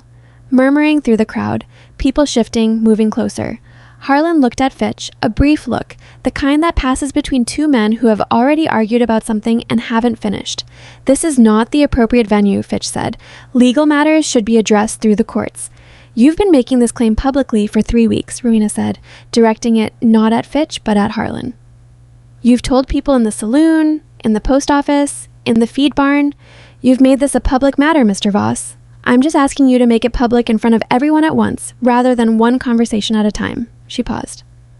"Unless there's a reason you'd prefer smaller audiences." Harlan stepped forward. She'd pushed the right place. His pride was not the kind that could absorb a public implication of cowardice in front of 40 witnesses. "The claim is simple," he said.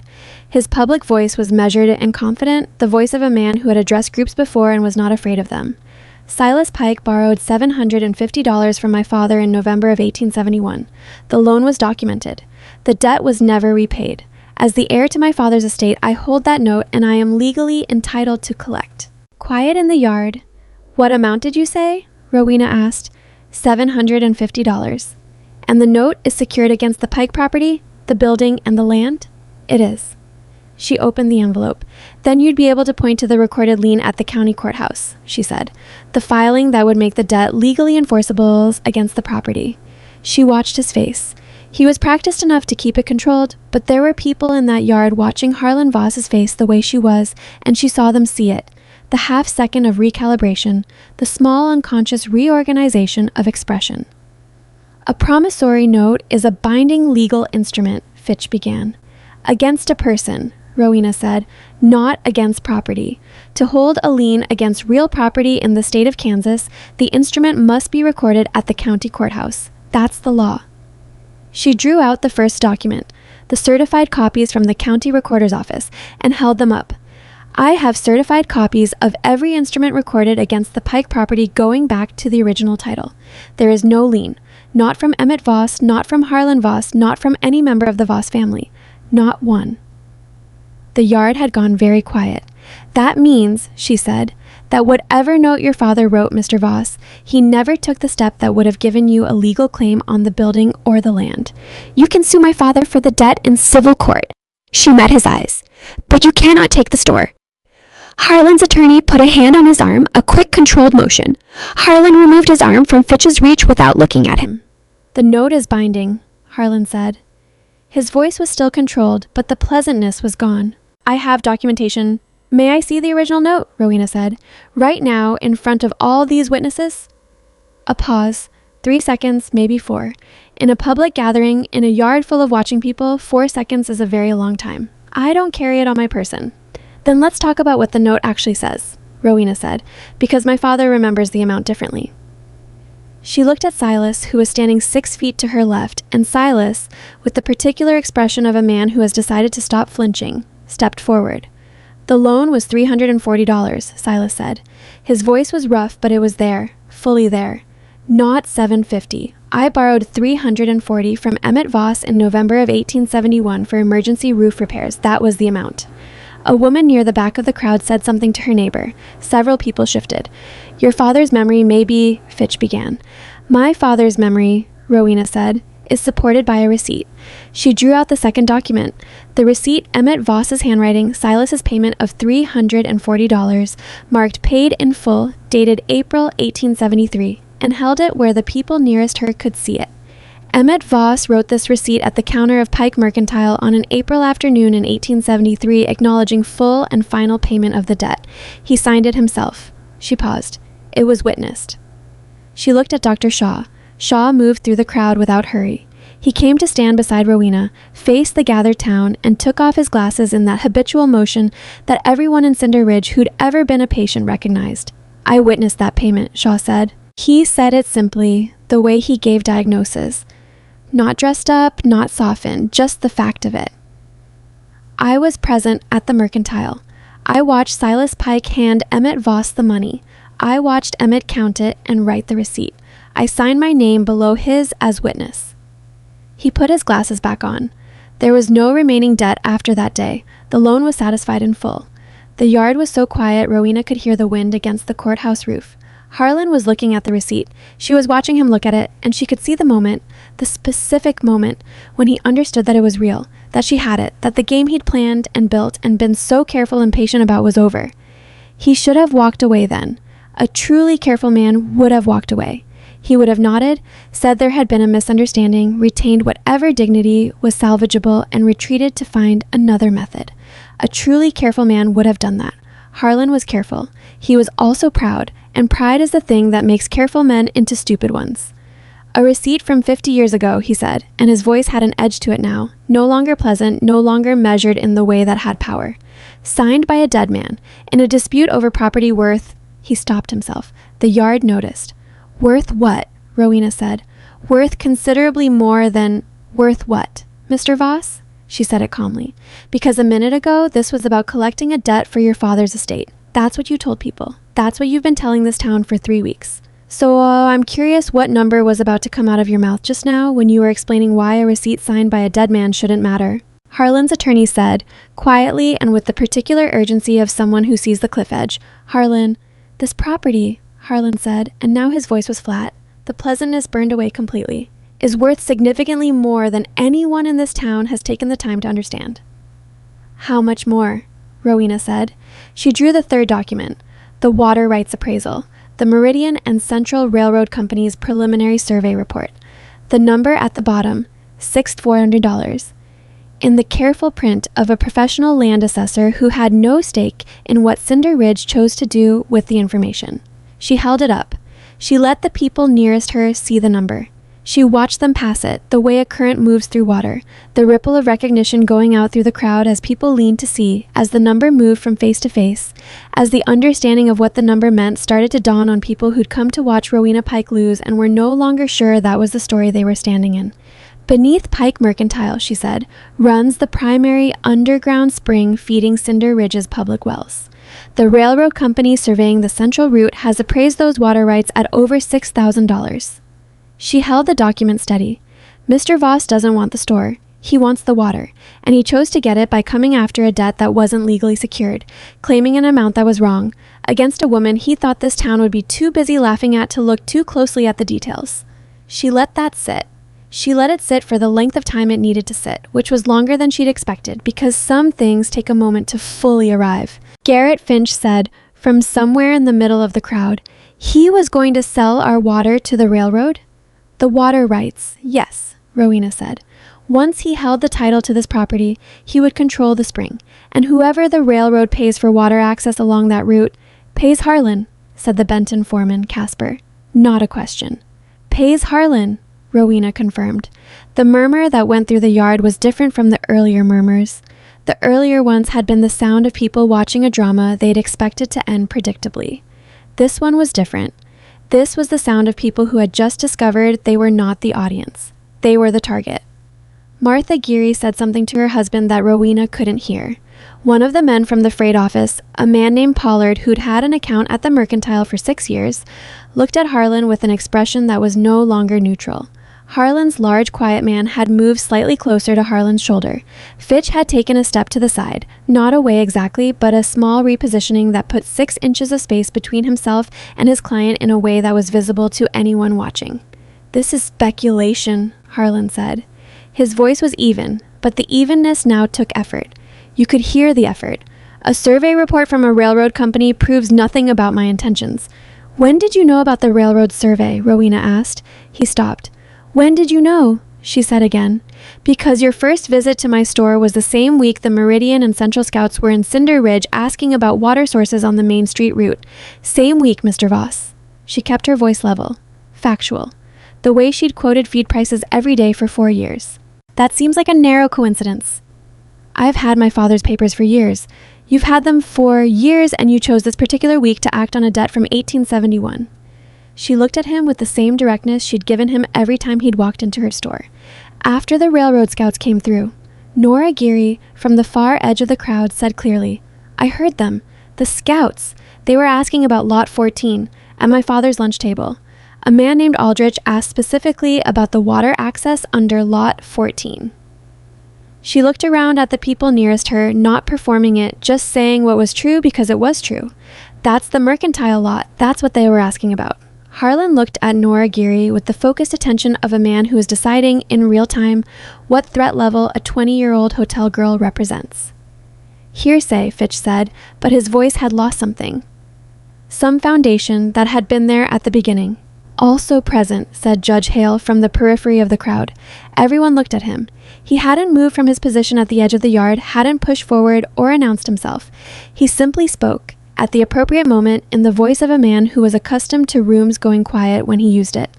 I've been standing here for 45 minutes, Hale said, and I've heard a certified county record establishing no legal lien on the Pike property, a witness payment receipt signed by the original creditor declaring the debt satisfied in full, a professional appraisal establishing the commercial value of the water rights in question, and 2 independent witnesses to the railroad company's specific interest in this property. He looked at Harlan steadily. I haven't heard anything from Mr. Voss or his counsel that meaningfully challenges any of that documentation. He paused. I am not here in an official capacity, but I am here and I am listening, and Mr. Voss is welcome to present whatever he has. Fitch leaned close to Harlan and said something too low to hear. Harlan listened. His jaw was tight. He looked at Rowena with the particular expression of a man who has just understood that everything he planned has inverted, that the trap he built has closed around him, that every element he arranged for his own advantage has become the evidence against him. He looked at the crowd. The crowd looked back. 40 people who had come to watch Rowena Pike lose and were standing in a yard where Harlan Voss's scheme was visible from every angle, where the neighbors he'd been planning to quietly rob were standing 5 feet away from him.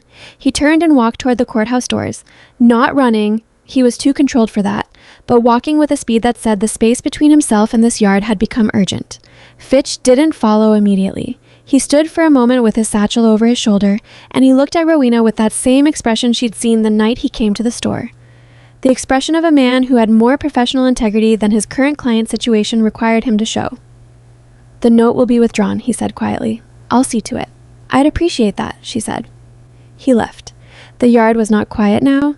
It was full of the kind of noise that fills a space when something has just shifted and people are still catching up to what they're feeling about it. Voices overlapping, people turning to each other, the particular buzz of a group that has just collectively understood something and is processing it out loud.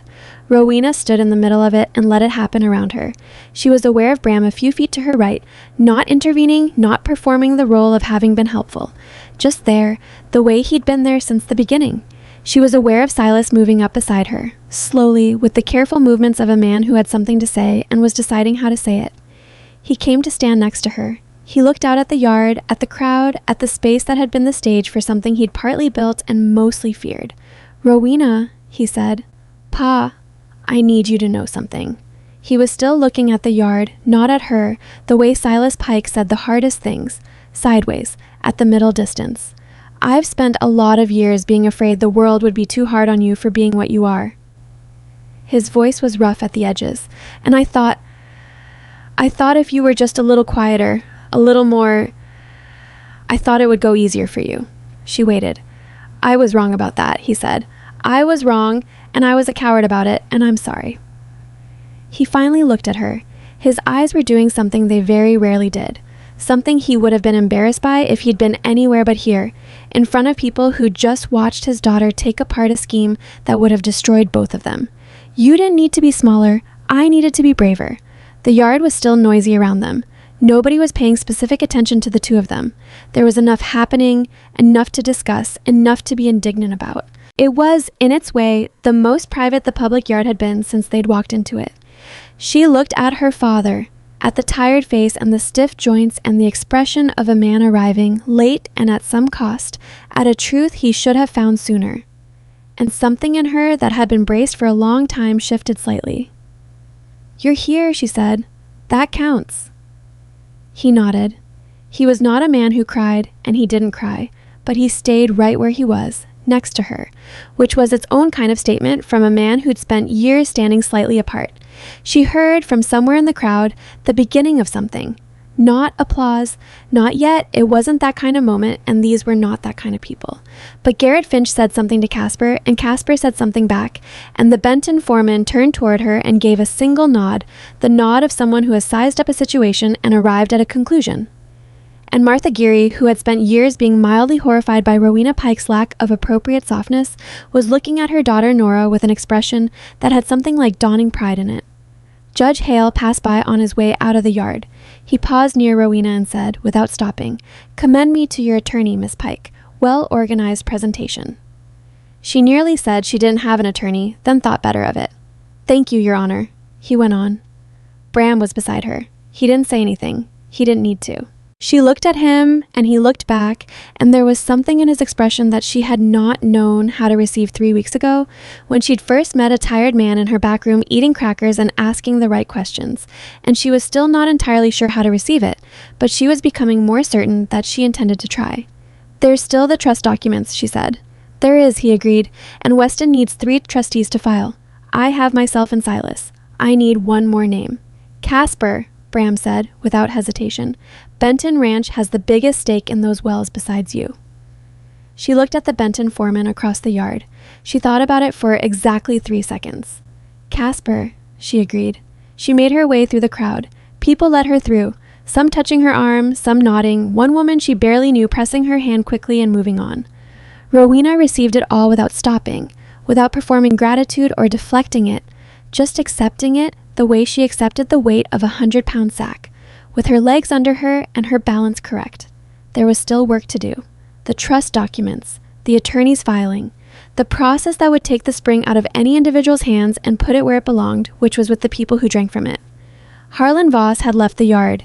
His scheme was finished, his fraud was public, and the town that he'd been counting on to be too distracted by Rowena's humiliation to notice what was happening to their water had instead seen the whole shape of it, lit from every angle, with nothing soft or obscuring left. He wasn't done, maybe. Men like that were rarely done on the first exposure. He had money, and he had connections, and he had the patience that came from believing, fundamentally, that the world owed him a longer game. But he had made one mistake that careful, patient, calculating men sometimes made. He had decided that Rowena Pike's greatest weakness was that nobody would stand with her. He had been wrong. And the yard full of people who had watched her lay out the truth, document by document, with her father beside her and a weathered cowboy a step to her right and a 71-year-old physician standing still in the front of the crowd. That yard was the proof of it, visible and recorded and not going to be forgotten by anyone who'd stood in it on a Monday morning in Cinder Ridge, Kansas, and watched a woman they'd underestimated make the story come out right. Rowena found Casper near the fence and said, without preamble, "I need a 3rd trustee. Would you hear me out?" Casper looked at her with the direct, unhurried assessment of a man who made decisions about land and livestock for a living and brought the same deliberateness to everything else. "Talk," he said. She talked. Casper said yes. He said it after 4 minutes of listening, which was about 3 minutes more than Rowena had expected from a man who gave the impression of someone who'd already been leaning toward yes before she opened her mouth. He asked 2 questions. What the trust would prevent specifically, and what it would require of him as a trustee in practical terms. And when she answered both clearly, he nodded once and said, "When do you need my signature?" "This week," she said.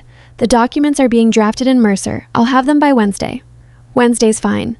He looked toward the courthouse, where the crowd was still thinning, people moving off in clusters, still talking. Harlan's going to push back on this. "I know. He's got money, and he's got patience, and he's not the kind of man who accepts one bad morning as a final answer." "I know that too," she said. Casper looked at her for a moment with the expression of someone who has just placed a significant bet and has decided, now that it's placed, to be at peace with it. "Then we'll see what he's got," he said, and went to find his ranch hands. She walked back toward the mercantile with Bram on one side and Silas moving slowly on the other, and the morning sun was at a particular angle that made the dust on the main street look almost golden, which she noticed and immediately stopped noticing because she had too much to think through to spend time on what the dust looked like. "What happens now?" Silas said. "Now we wait for Harlan to decide what his next move is," she said, "and we get the trust filed before he finds a way to complicate it." Silas was quiet for half a block, then, "Do you think he will find a way to complicate it?" "He'll try," she said. "Men, like Harlan, don't spend 20 years building a reputation for being careful just to let one morning in a courthouse yard finish them." She pushed open the mercantile door. "But he's working with less than he started with. He's lost the element of surprise, and he's lost the town's goodwill, which was the only cover he had." She set the envelope on the counter. "That doesn't make him harmless. It makes him different. Cornered men fight differently." "Cornered men fight dirtier," Bram said. "Yes," she said, "which is why we move fast." The move that came, when it came, was not from Harlan directly. It came on Tuesday afternoon in the form of a letter delivered to the mercantile by a boy Rowena didn't recognize, young, maybe 12, with the expressionless efficiency of someone who'd been paid to deliver something and had no personal investment in what it contained. He put the letter on the counter and left before she could ask who'd sent him. The letter was from Philip Aldrich of the Meridian and Central Railroad Company. It was brief, formal, and written with the careful neutrality of someone who was managing a situation that had become more complicated than he'd anticipated. It stated that the railroad company had become aware of a legal dispute concerning the property at Lot 14 on Cinder Ridge's Main Street and its associated water rights, and that pending resolution of said dispute, the company would be suspending its preliminary appraisal and removing the property from consideration for the proposed route. Rowena read it twice, set it on the counter, and looked at the wall for a moment. Bram came through the back, looked at her face, picked up the letter, and read it. "Harlan," he said. He got to Aldrich. She thought through the timing. Monday morning in the courthouse yard, Tuesday afternoon letter, which meant Harlan had moved fast. Faster than she'd given him credit for. Whatever relationship or leverage he had with the railroad contact had been activated within hours of the yard. He told the railroad the property is in the legal dispute, which technically it is. Fitch said the note would be withdrawn, but it hasn't been officially withdrawn yet, so there's still an open claim, even a bad one. So the railroad backs off until the dispute resolves, which is exactly what he wants. She put the letter down. Without the active railroad interest, the water rights appraisal becomes theoretical. Not worth $6,000 to anyone right now. Just a survey of an underground spring in a small Kansas town. She straightened. And without the commercial value, the story changes. It goes from Harlan tried to steal our water to sell to the railroad to there was a legal dispute about a debt and a water survey that may or may not matter depending on whether the railroad comes through. "He's muddying it," Bram said. "He's muddying it. He can't undo what happened in that yard. Too many people heard too much. But he can make the water rights part of it seem speculative, and speculative is a lot easier to dismiss than documented." She picked up the letter again. If the railroad backs out permanently, the trust also becomes harder to justify to the community. Why tie up a community resource in legal paperwork for water rights that a railroad company has already walked away from? Bram was quiet for a moment. "Aldrich," he said. "What about him?" "I met him in Mercer. Well, I met Torres, who introduced me to him briefly." He was thinking through something, she could tell, not showing off the thought, just working it. Aldrich isn't Harlan's man. He's a railroad employee trying to manage a land acquisition process. Harlan called him and told him there was a legal dispute, and Aldrich defaulted to caution, which is what any professional does when there's litigation noise around a property he's trying to acquire. Right. But if someone told Aldrich what the dispute actually was, that there was no valid claim, that the note was being withdrawn, that the only complication was a man with bad intentions who'd already had those intentions publicly exposed, she looked at him. Aldrich wouldn't have any reason to back off. "He wants the water," Bram said. "The railroad wants the water. Harlan told him there was a dispute and he backed off, but he backed off because he heard one side of it." He picked up his hat. What if he heard the other side? Rowena considered this. It was a reasonable approach. It was also a significant risk. If Aldrich was more connected to Harlan than Bram thought, approaching him could backfire into another layer of complication. But if he wasn't, if he was simply a land agent trying to do his job correctly, then giving him the full picture was not just reasonable, but necessary. "You said Torres introduced you to him," she said, "in Mercer." "Torres is a land agent. He works with everyone. He's not in anyone's pocket." Bram put his hat on. "If I go through Torres, Aldrich can't claim I came at him directly with an interested party's argument. Torres is a neutral introduction." "When can you go?" "First light tomorrow. If I ride hard, I can be in Mercer by noon." She thought about what it meant. Another day, another ride, another piece of this that depended on Bram Calder going somewhere she couldn't go herself, because she couldn't leave the store, couldn't leave Silas, couldn't appear to have abandoned the property that was still, technically, under a cloud of an as-yet officially unretracted claim. She thought about what it meant, and she thought about something else too, which she had not fully given herself permission to think about yet, but which was becoming harder to set aside. The fact that Bram Calder was still here, still present, still choosing every morning to put his hat on and go do something that needed doing for a fight that was not, by any reasonable accounting, his. "Bram," she said. He looked at her. She had a question ready, the practical one, about what Torres's usual fee was for a neutral introduction, whether she should provide any documentation for him to carry. The practical question was there, and she set it aside. "Why do you keep coming back?" she said. He looked slightly surprised. Not that she'd asked, but that she'd asked it now, in the middle of everything, when there were more pressing logistics to discuss. It was not the time for the question. She'd asked it anyway, which she thought probably said something about her that she'd figure out later. "What do you mean?" he said. "Every morning," she said. You could have left. The first day you rode to the county seat, you could have come back, handed me the records, said your piece, and ridden on. That would have been more than enough. She kept her voice level, the way she kept it for everything. Not because she was cold, but because she'd learned that level was the tone under which honest things could be said without them breaking apart. You stayed. You keep staying. I want to know if there's a reason I should understand, or if this is just the way you're built. Bram turned his hat in his hands. That same motion she'd noticed early on, the one he made when he was deciding how honest to be. It's both, he said. There's a reason. And it's also just how I'm built. I was looking at the hat, not at her, which was the inverse of how he usually did things. You asked me, the night I came back from the county seat, why it mattered to me. I told you about the ranch, about my brother. He paused. I didn't tell you the rest of it. She waited. I've been moving since I was 22, he said. 14 years. Different towns, different spreads, different jobs. I'm good at most of them. I'm not bad company, usually. I don't cause trouble, don't drink too much, don't pick fights I don't need to pick. He looked up, but I haven't had a reason to stop. Not a real one. Not one that felt like it was actually asking something of me rather than just offering me a place to rest for a while. The store was very quiet. You're asking something of me, he said. Not you personally, exactly. The situation, the whole thing. The fact that something wrong is happening to someone who doesn't deserve it and who is handling it with more spine than most people I've met in 14 years. And that if I leave, she'll handle it anyway. But she'll handle it without... He stopped. Tried again. I don't want to leave and then spend the next 14 years thinking about this. Rowena looked at him for a long moment. That's the most words you've strung together at once since I met you, she said. Something that was actually a smile this time, not the ghost of one. I know. Go to Mercer, she said.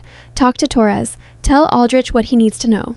Yes, ma'am, he said, which was the first time he'd used that phrase with her and which, in his particular dry tone, landed not as deference but as something else entirely. He left. She stood in the empty store for a moment, and the empty store felt for the first time like a place that had someone coming back to it. She went to wait on the afternoon customers. Harlan's next move came that same evening. She heard about it from Nora Geary, who came through the mercantile door at 5:30 with the careful urgency of someone delivering information they're not entirely sure how to frame.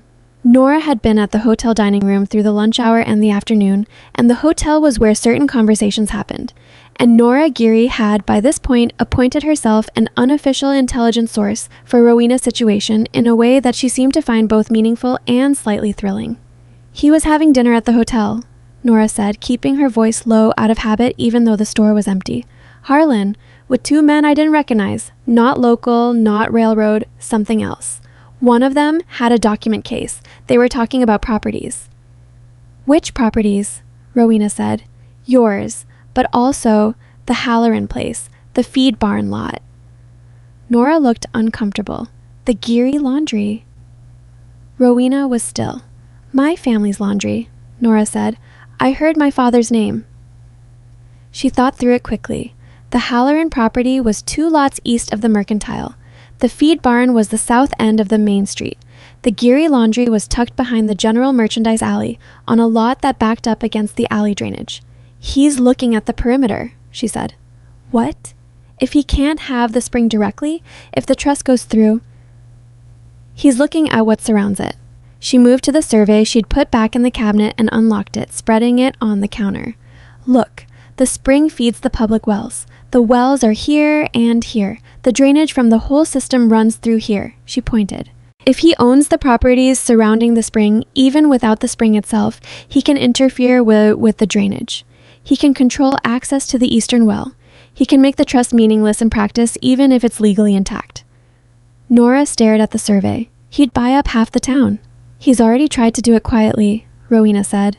She was thinking of the people in that courthouse yard, the ones who'd said after Harlan left that they remembered strange offers he'd made on their properties, offers that seemed odd at the time and that they'd declined or deferred on. He's been buying strategically around this area for 2 years, but those were long-term plays. This is different. This is fast because he's running out of time. Would people sell to him after yesterday? Some would, Rowena said, not out of loyalty to him, out of financial pressure. He'll offer good prices, and good prices are hard to refuse when your operation is thin. She rolled up the survey. I need to know which properties he's targeting and whether he's already made offers. Nora straightened up. I can find out. You've done enough. I work the dining room, Nora said, with the directness of a 20-year-old who has recently discovered she's more useful than people gave her credit for and is committed to proving it further. I hear things. That's not risky. That's just being at the lunch counter. She looked at Rowena. Let me be helpful. Rowena considered refusing on principle and decided that principle was a luxury she didn't currently have. Find out if he's made formal offers to the Hallorans, your father, or the feed barn. Don't ask directly. Just listen. I know how to listen, Nora said, with enough mild offense to be genuine. I know you do, Rowena said. Thank you, Nora. After she left, Rowena stood at the counter with the survey in her hand and thought about the shape of what Harlan was doing. It was, she had to admit, intelligent. He'd lost the primary play, the store, the direct theft of the water rights. But he was adapting, moving to a secondary position, trying to achieve by surrounding what he couldn't take directly. It was the move of a man who was angry, but not broken, humiliated, but not stopped. She wrote down everything she knew and everything she suspected and went over it twice, looking for what she could actually do versus what she could worry about, and separated the two lists with a firm line. The trust was the answer to most of it, she thought, or it was the start of an answer. If the trust was properly structured and the community understood it fully, Harlan's ability to interfere even from surrounding properties was limited. Weston, the Mercer attorney, had mentioned something about easement protections in the initial telegram. She needed to ask him specifically about that. She wrote Weston another telegram that night, asking 3 specific questions, and paid the telegram office boy 2 cents extra to take it first thing in the morning. Wednesday arrived with clouds and the smell of rain that didn't come, which seemed appropriate. The trust documents arrived from Mercer by mid-morning courier. 8 pages, formal and precise, with 3 signature lines at the back marked Founding Trustee.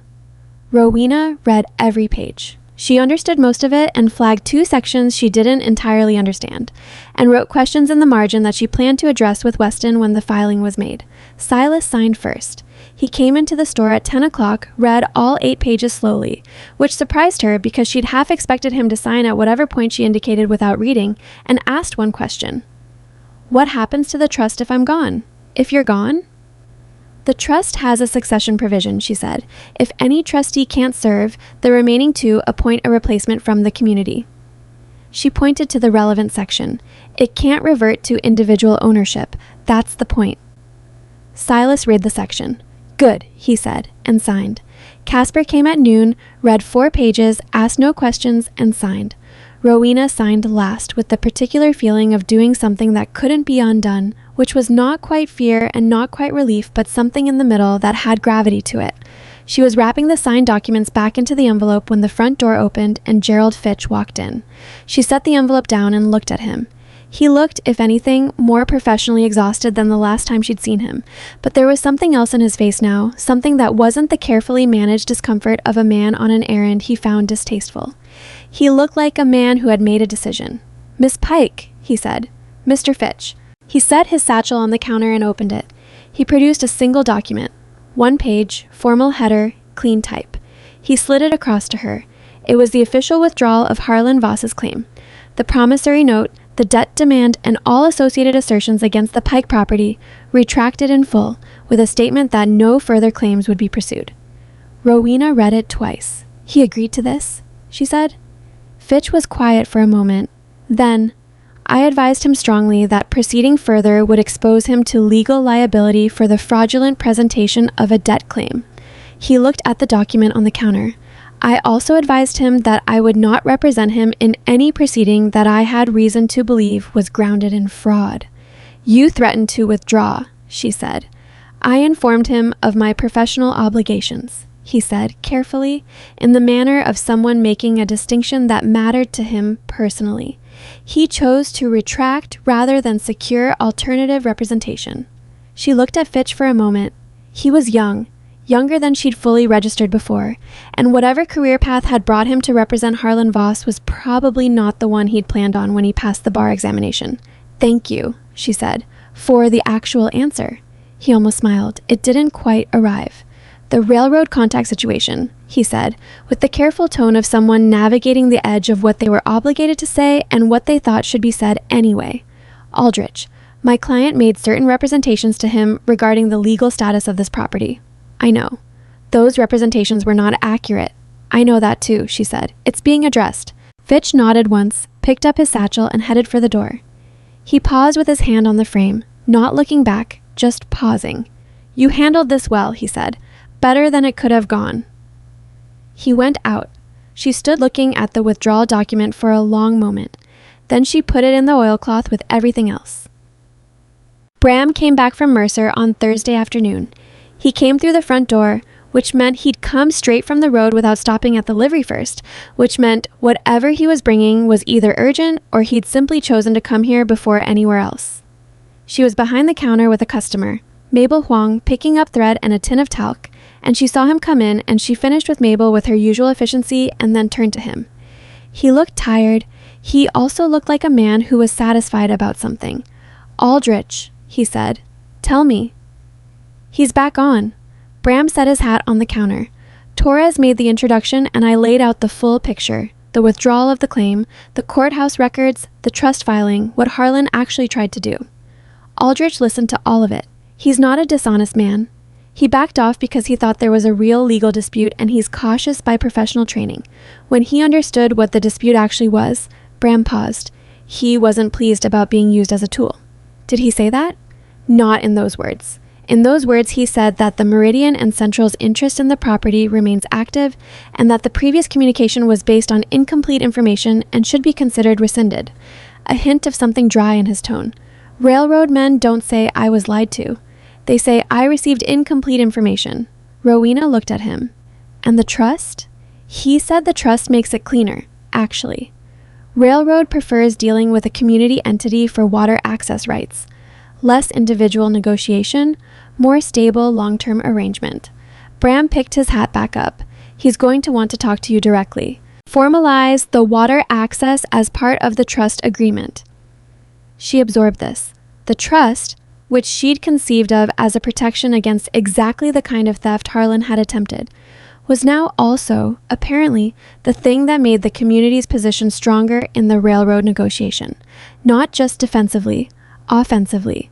The town would negotiate from a position of organized collective ownership rather than from the position of one woman alone trying to protect what was hers. She had not planned that specifically, but she recognized it. When does he want to talk, she said. He'll be in Cinder Ridge Friday. That's tomorrow.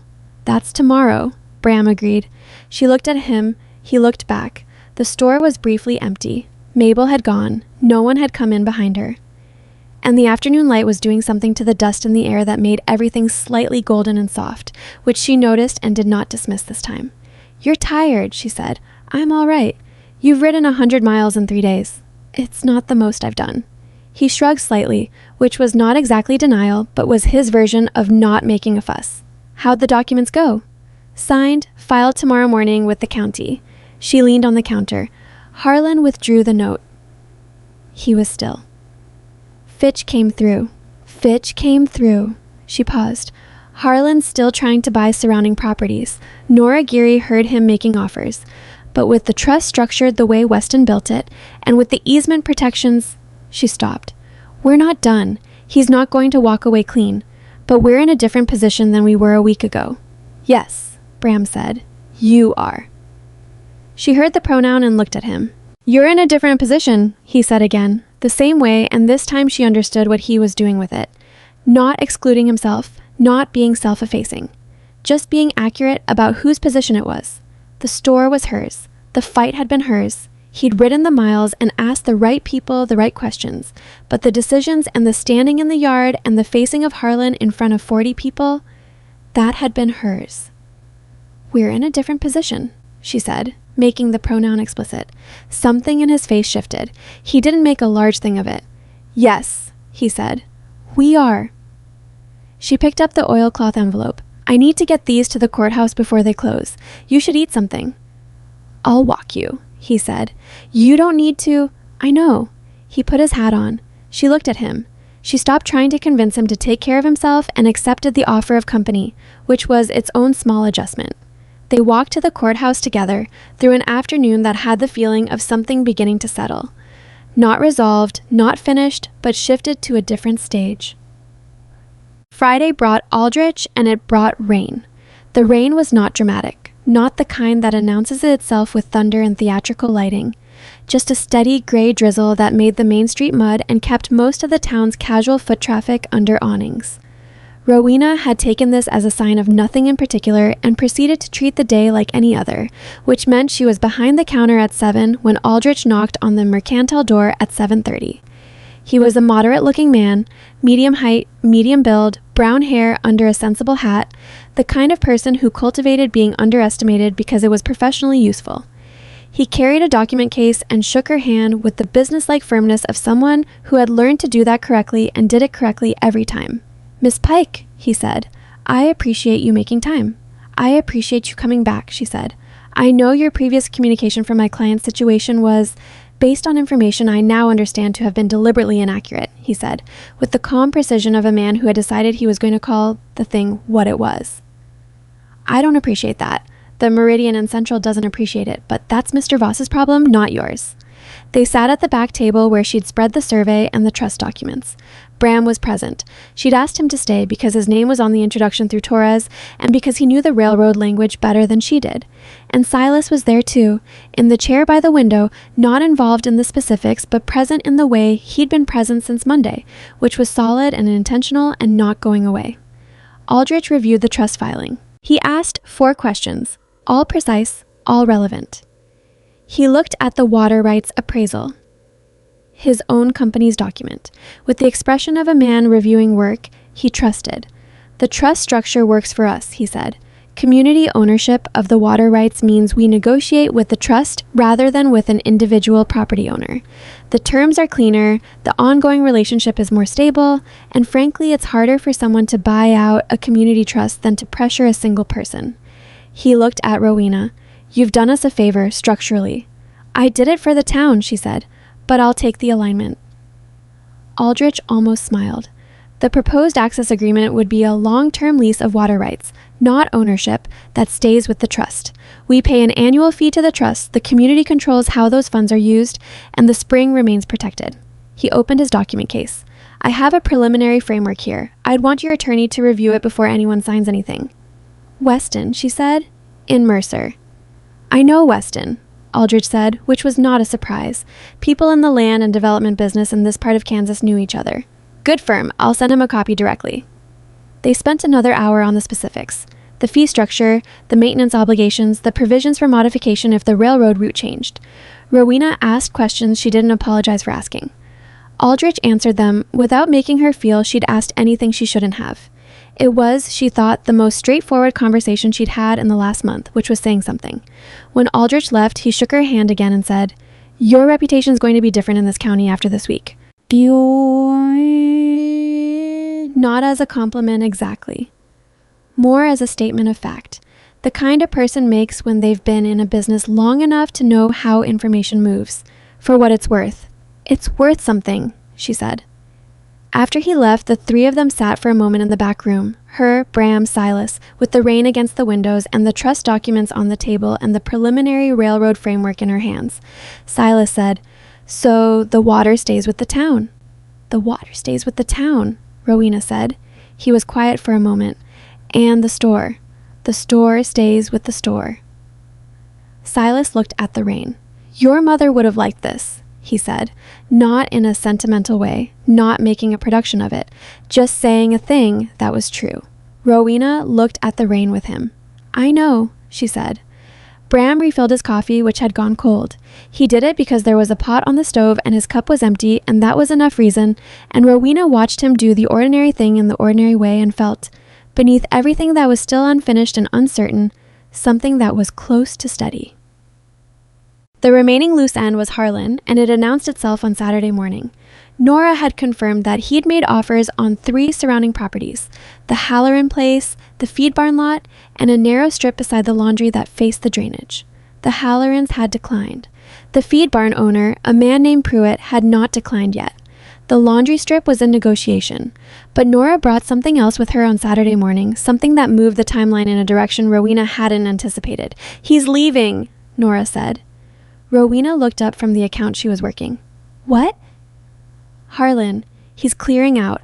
I heard it from the hotel manager. Harlan's been staying there since Monday. Did you know that? Not going back to the Double V. And this morning he paid his bill and said he was done." Nora looked uncertain in the particular way of someone delivering news they don't know how to classify. He took 2 saddlebags out to the livery at dawn. Rowena set down her pen. Harlan Voss leaving Cinder Ridge was not what she'd expected.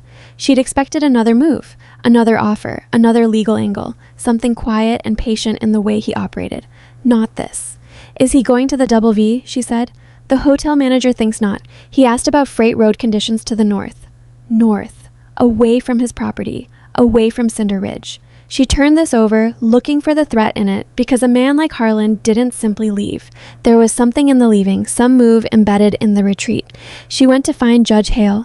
Hale was in his chambers, which was the small room off the main courthouse hall where he kept his actual working materials and where he could be found most mornings before the official day began. He received her without ceremony and listened with the same attentive stillness he'd brought to the courthouse yard. She told him what Nora had said. She told him about the surrounding property offers. She told him about the railroad withdrawal and reinstatement, about Fitch's visit and the note retraction. Hale listened to all of it and then said, "What are you asking me, Miss Pike?" "Whether his leaving matters legally," she said. "Whether it constitutes anything, an admission, a flight, anything that changes what the county can do about a man who made a demonstrably fraudulent debt claim in front of 40 witnesses." Hale looked at his desk. He was quiet for a moment. "A fraudulent debt claim," he said, "in which money actually changed hands, or was demanded. He demanded $750. The debt was fictitious, the amount was inflated, and the security against the property was non-existent. And you have the documentation. All of it." Hale tapped his desk once, a thinking gesture. "I'm not the prosecutor," he said carefully. "What I can tell you is that the county attorney's office exists and that a formal complaint from a citizen, with documentation, would require a response." He met her eyes. The leaving doesn't help Harlan's position in that context. A man who leaves in the middle of an open matter tends to leave more questions than he answers. She understood what he was telling her. She went to the county attorney's office. The county attorney was a man named Branch, younger than Hale, more cautious, with the careful handedness of someone who'd gotten burned by a case he hadn't been fully prepared for and had learned from it. He listened to her. He looked at the documents she'd brought. He asked questions that told her he was not going to be rushed, which she had not expected and therefore prepared for. She answered every question. She provided the certified copies. She stated clearly and without embellishment what had happened and what she could prove. Branch said he'd need time to review. She said she understood. She was walking out of the courthouse when she saw Harlan Voss's buggy at the far end of the main street. He was still there, still in Cinder Ridge, whatever Nora had heard. The buggy was loaded, bags in the back, horse hitched and ready. Harlan stood beside it talking to a man she didn't recognize. Something quick and low, papers changing hands. She crossed the street. She didn't know she was going to do it until she was doing it, which was not usually how she operated, and which told her something about the state she was in. She crossed the street, and she came to within 15 feet of Harlan Voss, and she stopped. And Harlan saw her, and the man he was talking to saw her, and the exchange of papers paused. Harlan looked at her. He was not the same man who had walked into her store 3 weeks ago with his hat and his pleasant smile and his carefully calibrated certainty that the outcome was already decided. The pleasantness was entirely gone now.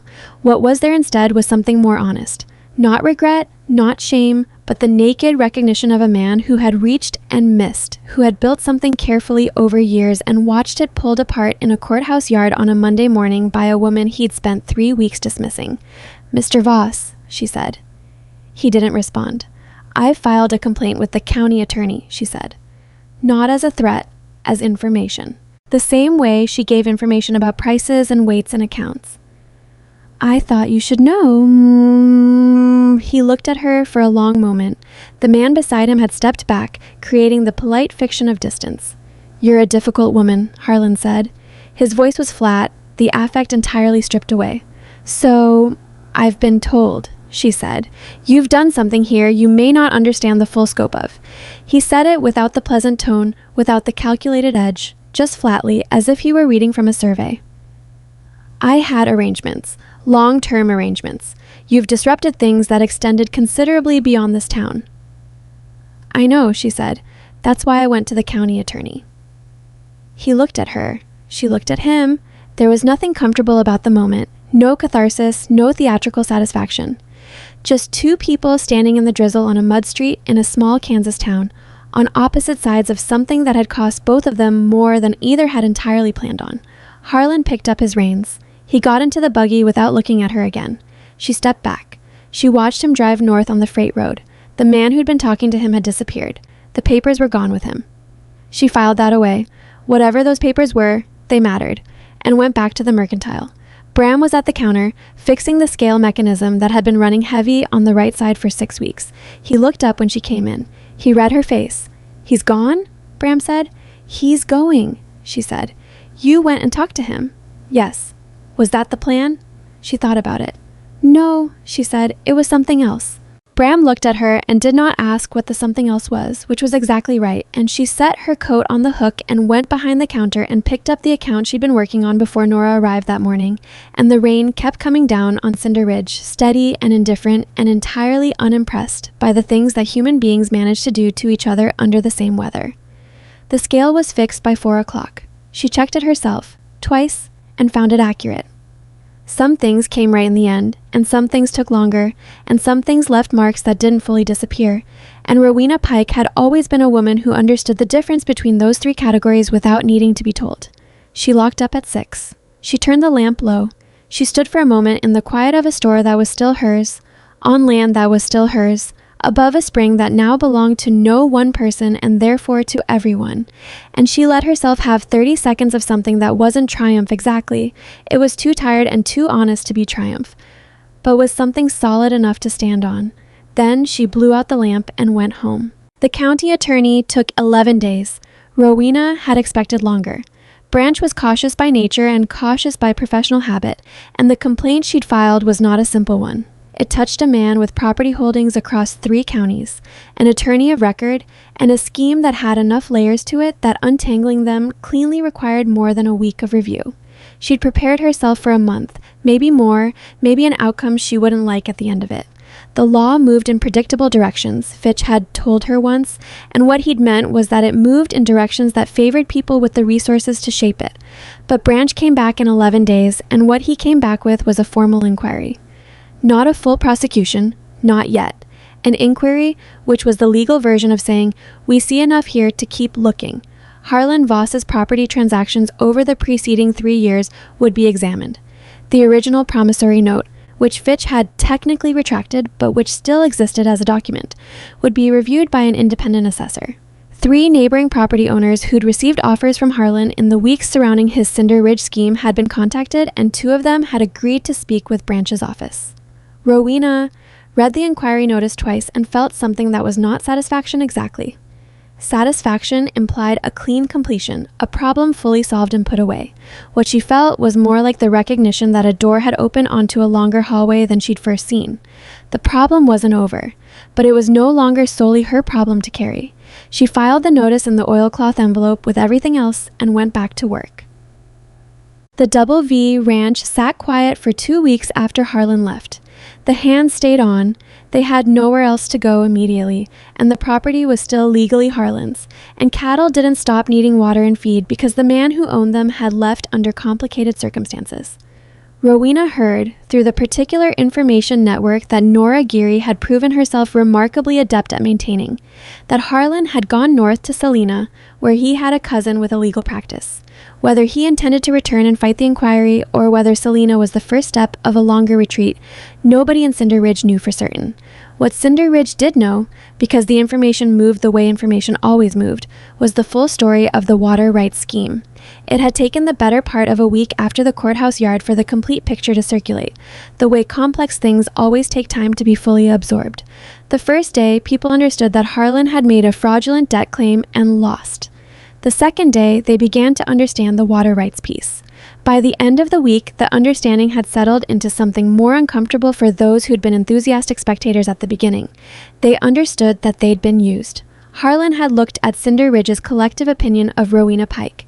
The years of accumulated commentary about her being too much, too sharp, too unwilling to make herself easy. And he'd used it the way a hunter uses brush for cover. He'd counted on the town being too busy enjoying the story of a difficult woman finally facing consequences to look at what was actually happening beneath their own main street. That realization landed differently for different people. Some of them were quiet about it in the way people are quiet when they've discovered something about themselves they'd rather not have discovered. Some of them found ways to rearrange the story so that their role in it was more passive than it had been. They hadn't been laughing exactly, they'd just been listening. They'd never really believed Harlan. They'd always thought something seemed off. Rowena heard these revisions without commenting on them, because correcting people's self-serving memories was not a productive use of the time she had. A smaller number came to the mercantile and said something direct. Garrett Finch came on a Wednesday and bought $4 worth of tobacco and said, while she was making change, "I should have asked more questions when Harlan first started talking about that debt. I knew something felt wrong and I didn't say so." He took his change. "I'm sorry, Rowena." She'd looked at him for a moment. "You're here now," she said. "That counts." It was what she'd said to Silas. She meant it both times. Martha Geary came with her daughter Nora and said something longer and less direct that amounted to the same thing, and Rowena accepted it with the same response. "You're here now, it counts." She was not going to pretend the months of casual contempt hadn't happened, but she was also not going to make repentance so difficult that the people attempting it gave up. That was not stubbornness, that was practical.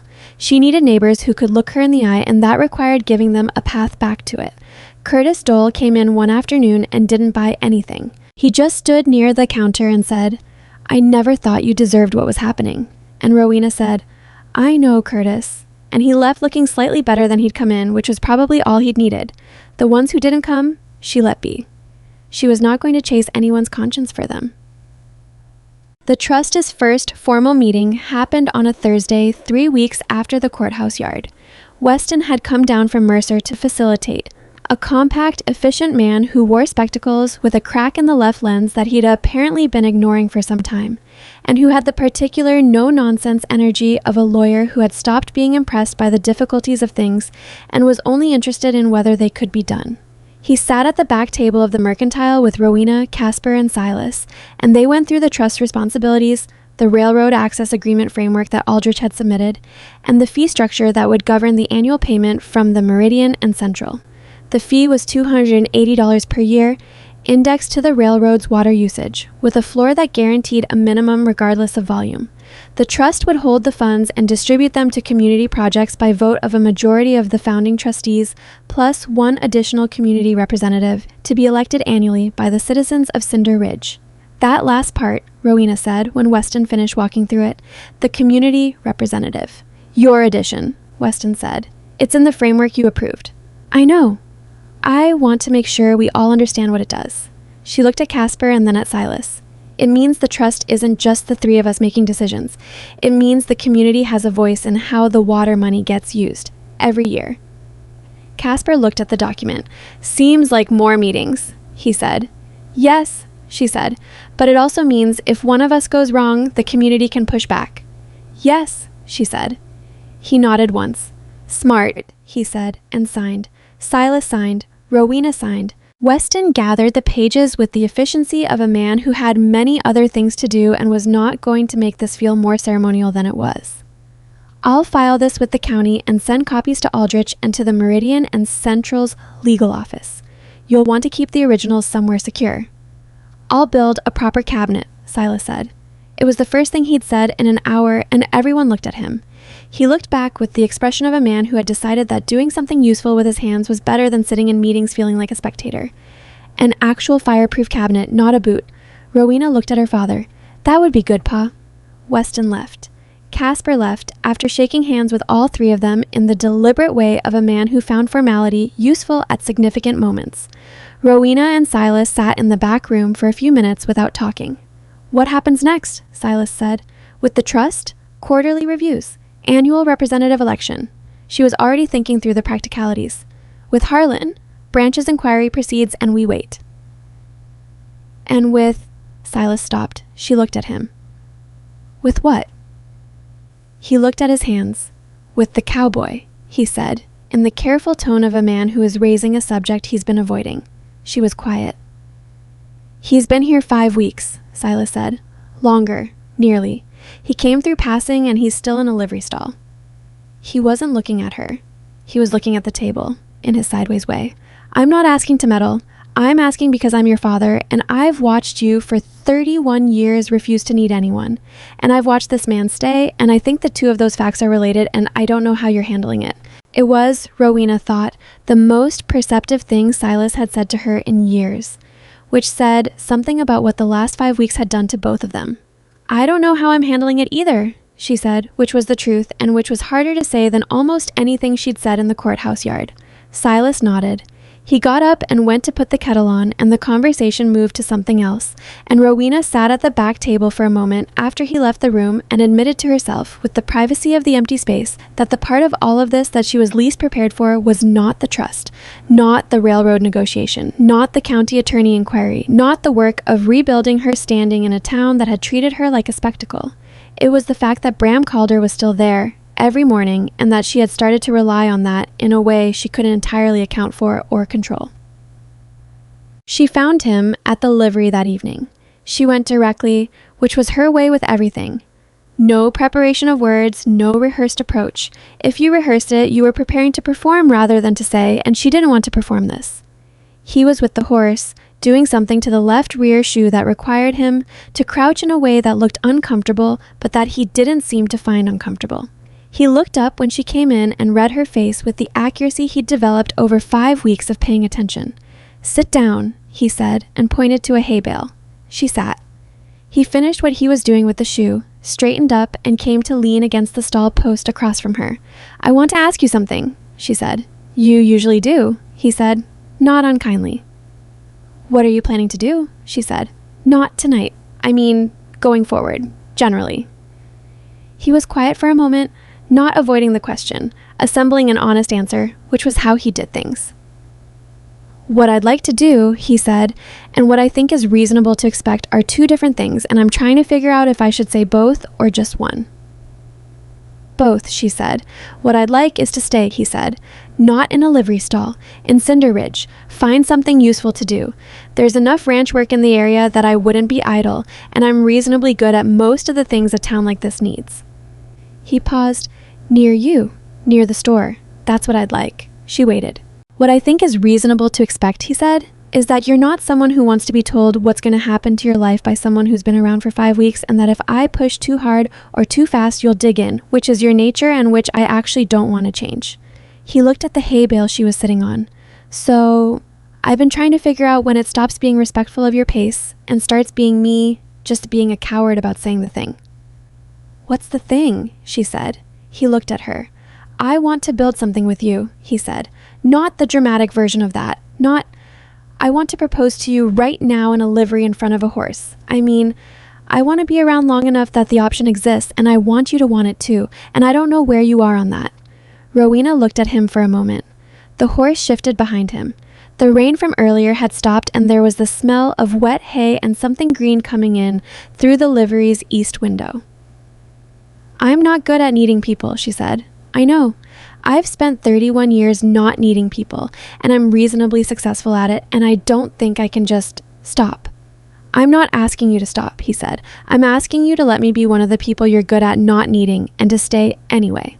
She looked at him. He looked back.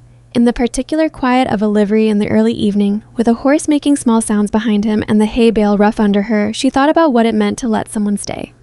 Not lean on them, not hand them pieces of yourself that you needed to keep, not become the kind of woman who waited for someone else to tell her what to do with her own life. Just let them be present. Choose the presence. Value it without being consumed by it. She thought she could probably manage that.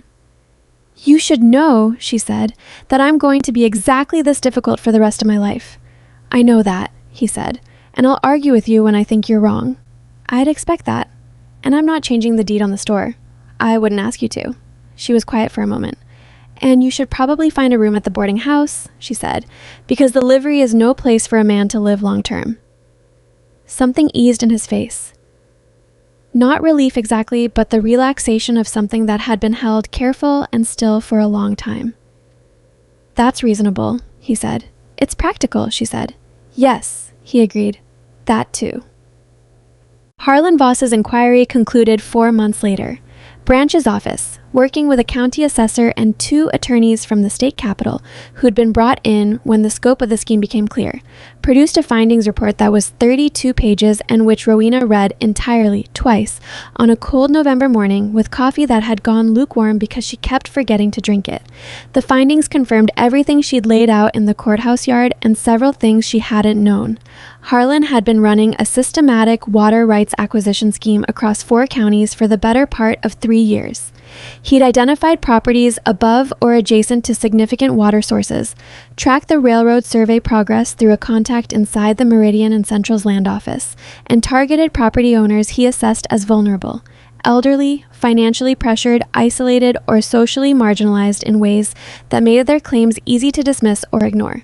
Silas Pike, aging and forgetful and dependent on a daughter the town found difficult to sympathize with, had been a near-perfect target by Harlan's calculations.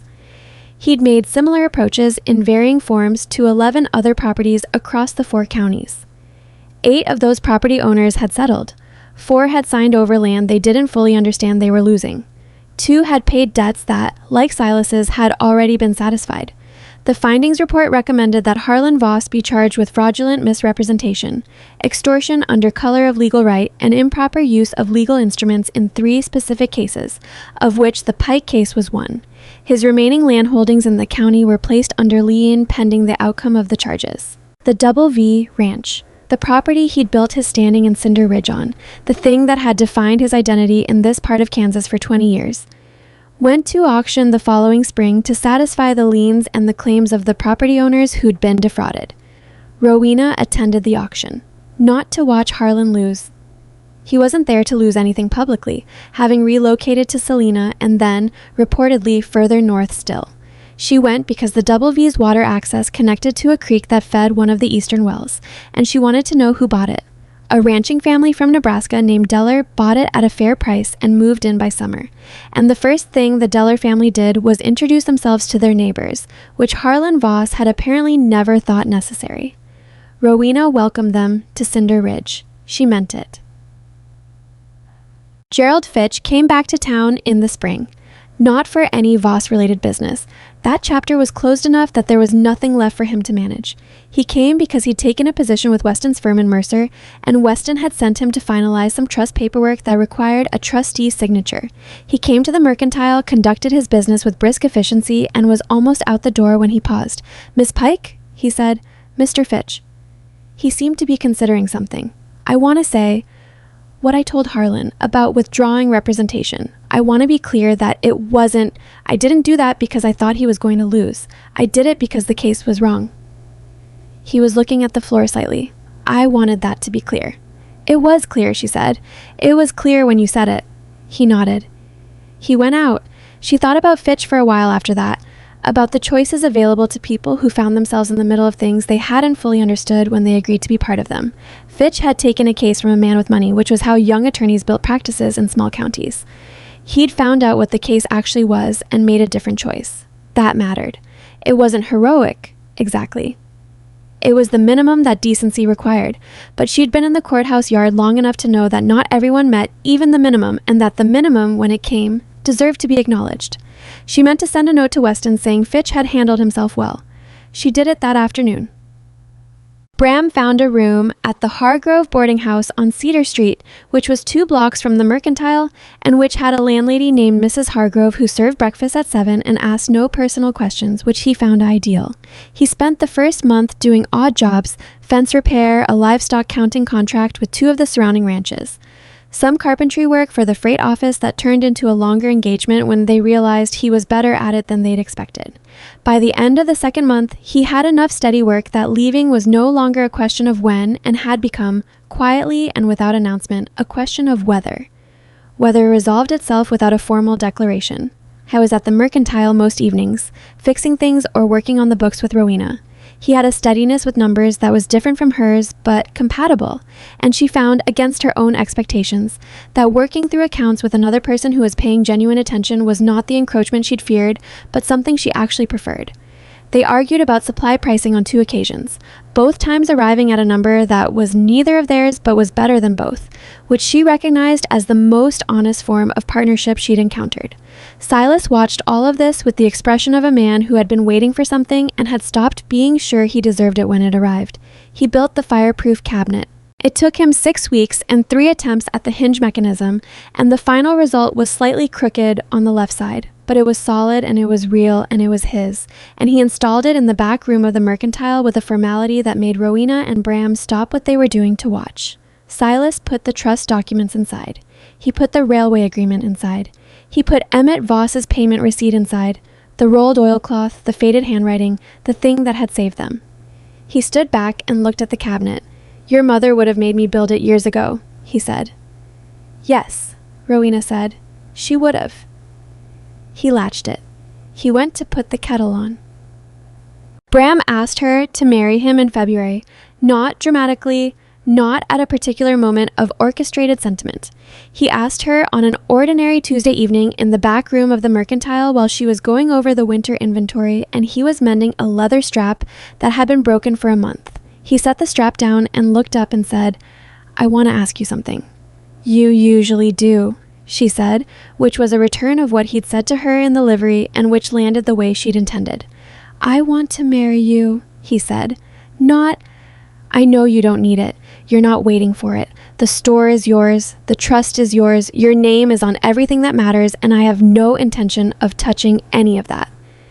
He was holding the strap in his hands, turning it, looking at her. "But I want the thing itself, not for what it gives me legally or socially. I want to be your person. The one who comes home to the same place you come home to." He paused. "I've been home here for a while, I think. I'd like to say so officially." Rowena set down the inventory sheet.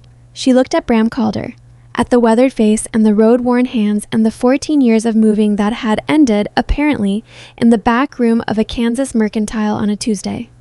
She thought about what she'd said in the livery, that she was difficult and stubborn and wouldn't change the deed.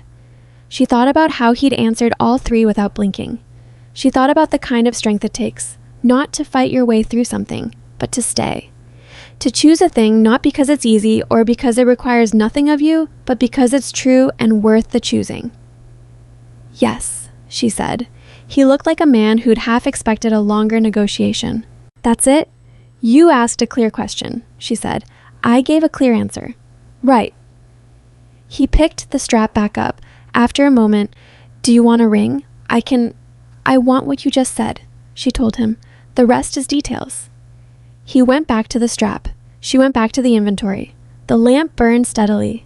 Outside, February did its cold gray business with Cinder Ridge, and the mercantile held the warmth of its own making, which it had always done and which it would keep doing. They married in the spring. It was a small ceremony. Silas, Casper and his wife, Nora Geary and her mother, Dr. Shaw and his daughter who'd come from 2 towns over, Weston who happened to be in town for trust business and stayed for the occasion. Judge Hale conducted it in his official capacity, which he did with the economical grace of a man who'd married 100 people and found the work genuinely meaningful every time. Rowena wore a dress she'd had for 3 years and had not expected to wear for this. It was blue, practical cotton, and it fit. She thought that was enough. Bram wore his good vest. When Hale asked if there were objections and the room stayed quiet, Silas made a sound in the back of his throat that was not quite a laugh, but was not one either. And Nora Geary pressed her handkerchief to her mouth, and Rowena looked at Bram, and Bram looked back at her with the expression of a man who knew what he had and intended to keep it. After, Silas shook Bram's hand and said, "Take care of her." Bram looked at him for a moment. "She takes care of herself," he said. "I just intend to be nearby." Silas looked at that from several angles and decided it was correct. "Good enough," he said. The mercantile deed stayed in Rowena's name. She ran the books. She negotiated the contracts. She collected the debts and set the prices and hauled the feed sacks herself on the days when she felt like it and directed someone else on the days when there was better use of her time. Bram managed the delivery contracts and the storage arrangements and the occasional confrontation with a supplier who thought he could negotiate differently with a man than he'd been negotiating with a woman, which was an experience the supplier generally found clarifying. The Water Trust held its first community representative election in the fall. A woman named Abby Morse, who ran the schoolhouse, was elected unanimously, which surprised nobody who knew her. The trust's first distribution, $180 from the first 6 months of railroad access fees, went to repair the drainage system on the south end of Main Street that had been failing for 2 years and that nobody had been able to afford to fix.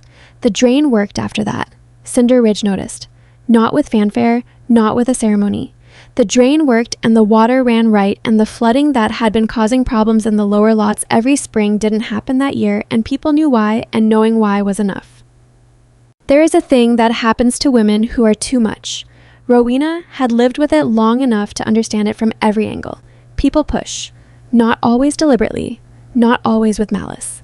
Sometimes it's just the accumulated weight of 1,000 small expectations that say, be quieter, be softer, be less, take up less room, want less, ask less, make it easier for the rest of us to be comfortable. The pushing is so consistent, so woven into ordinary life, that some women begin to push back on themselves. They do the work that others should have done. They make themselves smaller so the world won't have to, and some women don't. Some women stand at their full height and bear the cost of it and refuse to let the cost convince them they were wrong. The cost is real. Rowena had never pretended otherwise. The loneliness of being the person nobody feels obligated to defend. The exhaustion of competence that goes unacknowledged. The particular grief of watching your own father flinch when you're right, because his love for you and his fear for you had gotten tangled together so long ago he'd stopped being able to separate them. But here is what Rowena Pike understood. By the end of the thing, by the time the drain was fixed and the trust was running and Bram's boots were by the front door every morning, the cost of being too much was real, and the cost of being less was worse. Not worse in some abstract philosophical sense. Worse in the specific, documented, county attorney-reviewed sense that a man had looked at an entire town's willingness to see a strong woman fail and had used that willingness to try to steal their water. The contempt had a price. The dismissal had a cost. The collective enjoyment of watching someone finally be put in her place had nearly put the whole town in a worse one. Strength, hers or anyone's, is not the problem. The wrong placed on strength, the demand that it shrink, the discomfort when it doesn't, that is the problem. And the woman who refuses to accommodate that demand is not difficult. She's doing the work that the rest of the room hasn't figured out how to do yet. Years later, there were young women in Cinder Ridge who grew up watching Rowena Pike. They watched her lift 100-pound feed sacks on the day she chose to. They watched her sit at the back table with Bram going over accounts, arguing a price, changing her mind when he had a point, and holding her ground when he didn't. They watched her chair the trust meetings and ask the hard questions, and tell the railroad's representative with calm specificity when the access fee needed to be renegotiated and why. They watched her tell a rancher who tried to shortchange her that he was 12 cents short and that she'd wait, and they watched the rancher find 12 more cents. They watched all of this and they absorbed it the way young people absorb things that are shown rather than said, deeply, without knowing they're absorbing it, in the part of themselves that decides what's possible. And sometimes, in those years, someone would say about one of those young women, in the post office or the feed barn, in the particular casual tone of a judgment that expects to be agreed with, that she seemed like she might be a little much. On those occasions, if Rowena happened to be nearby, she'd say something. Not a speech, not a lecture. Just a word or two, in the same even tone she used for prices and weights and accounts. She'd say, much for what?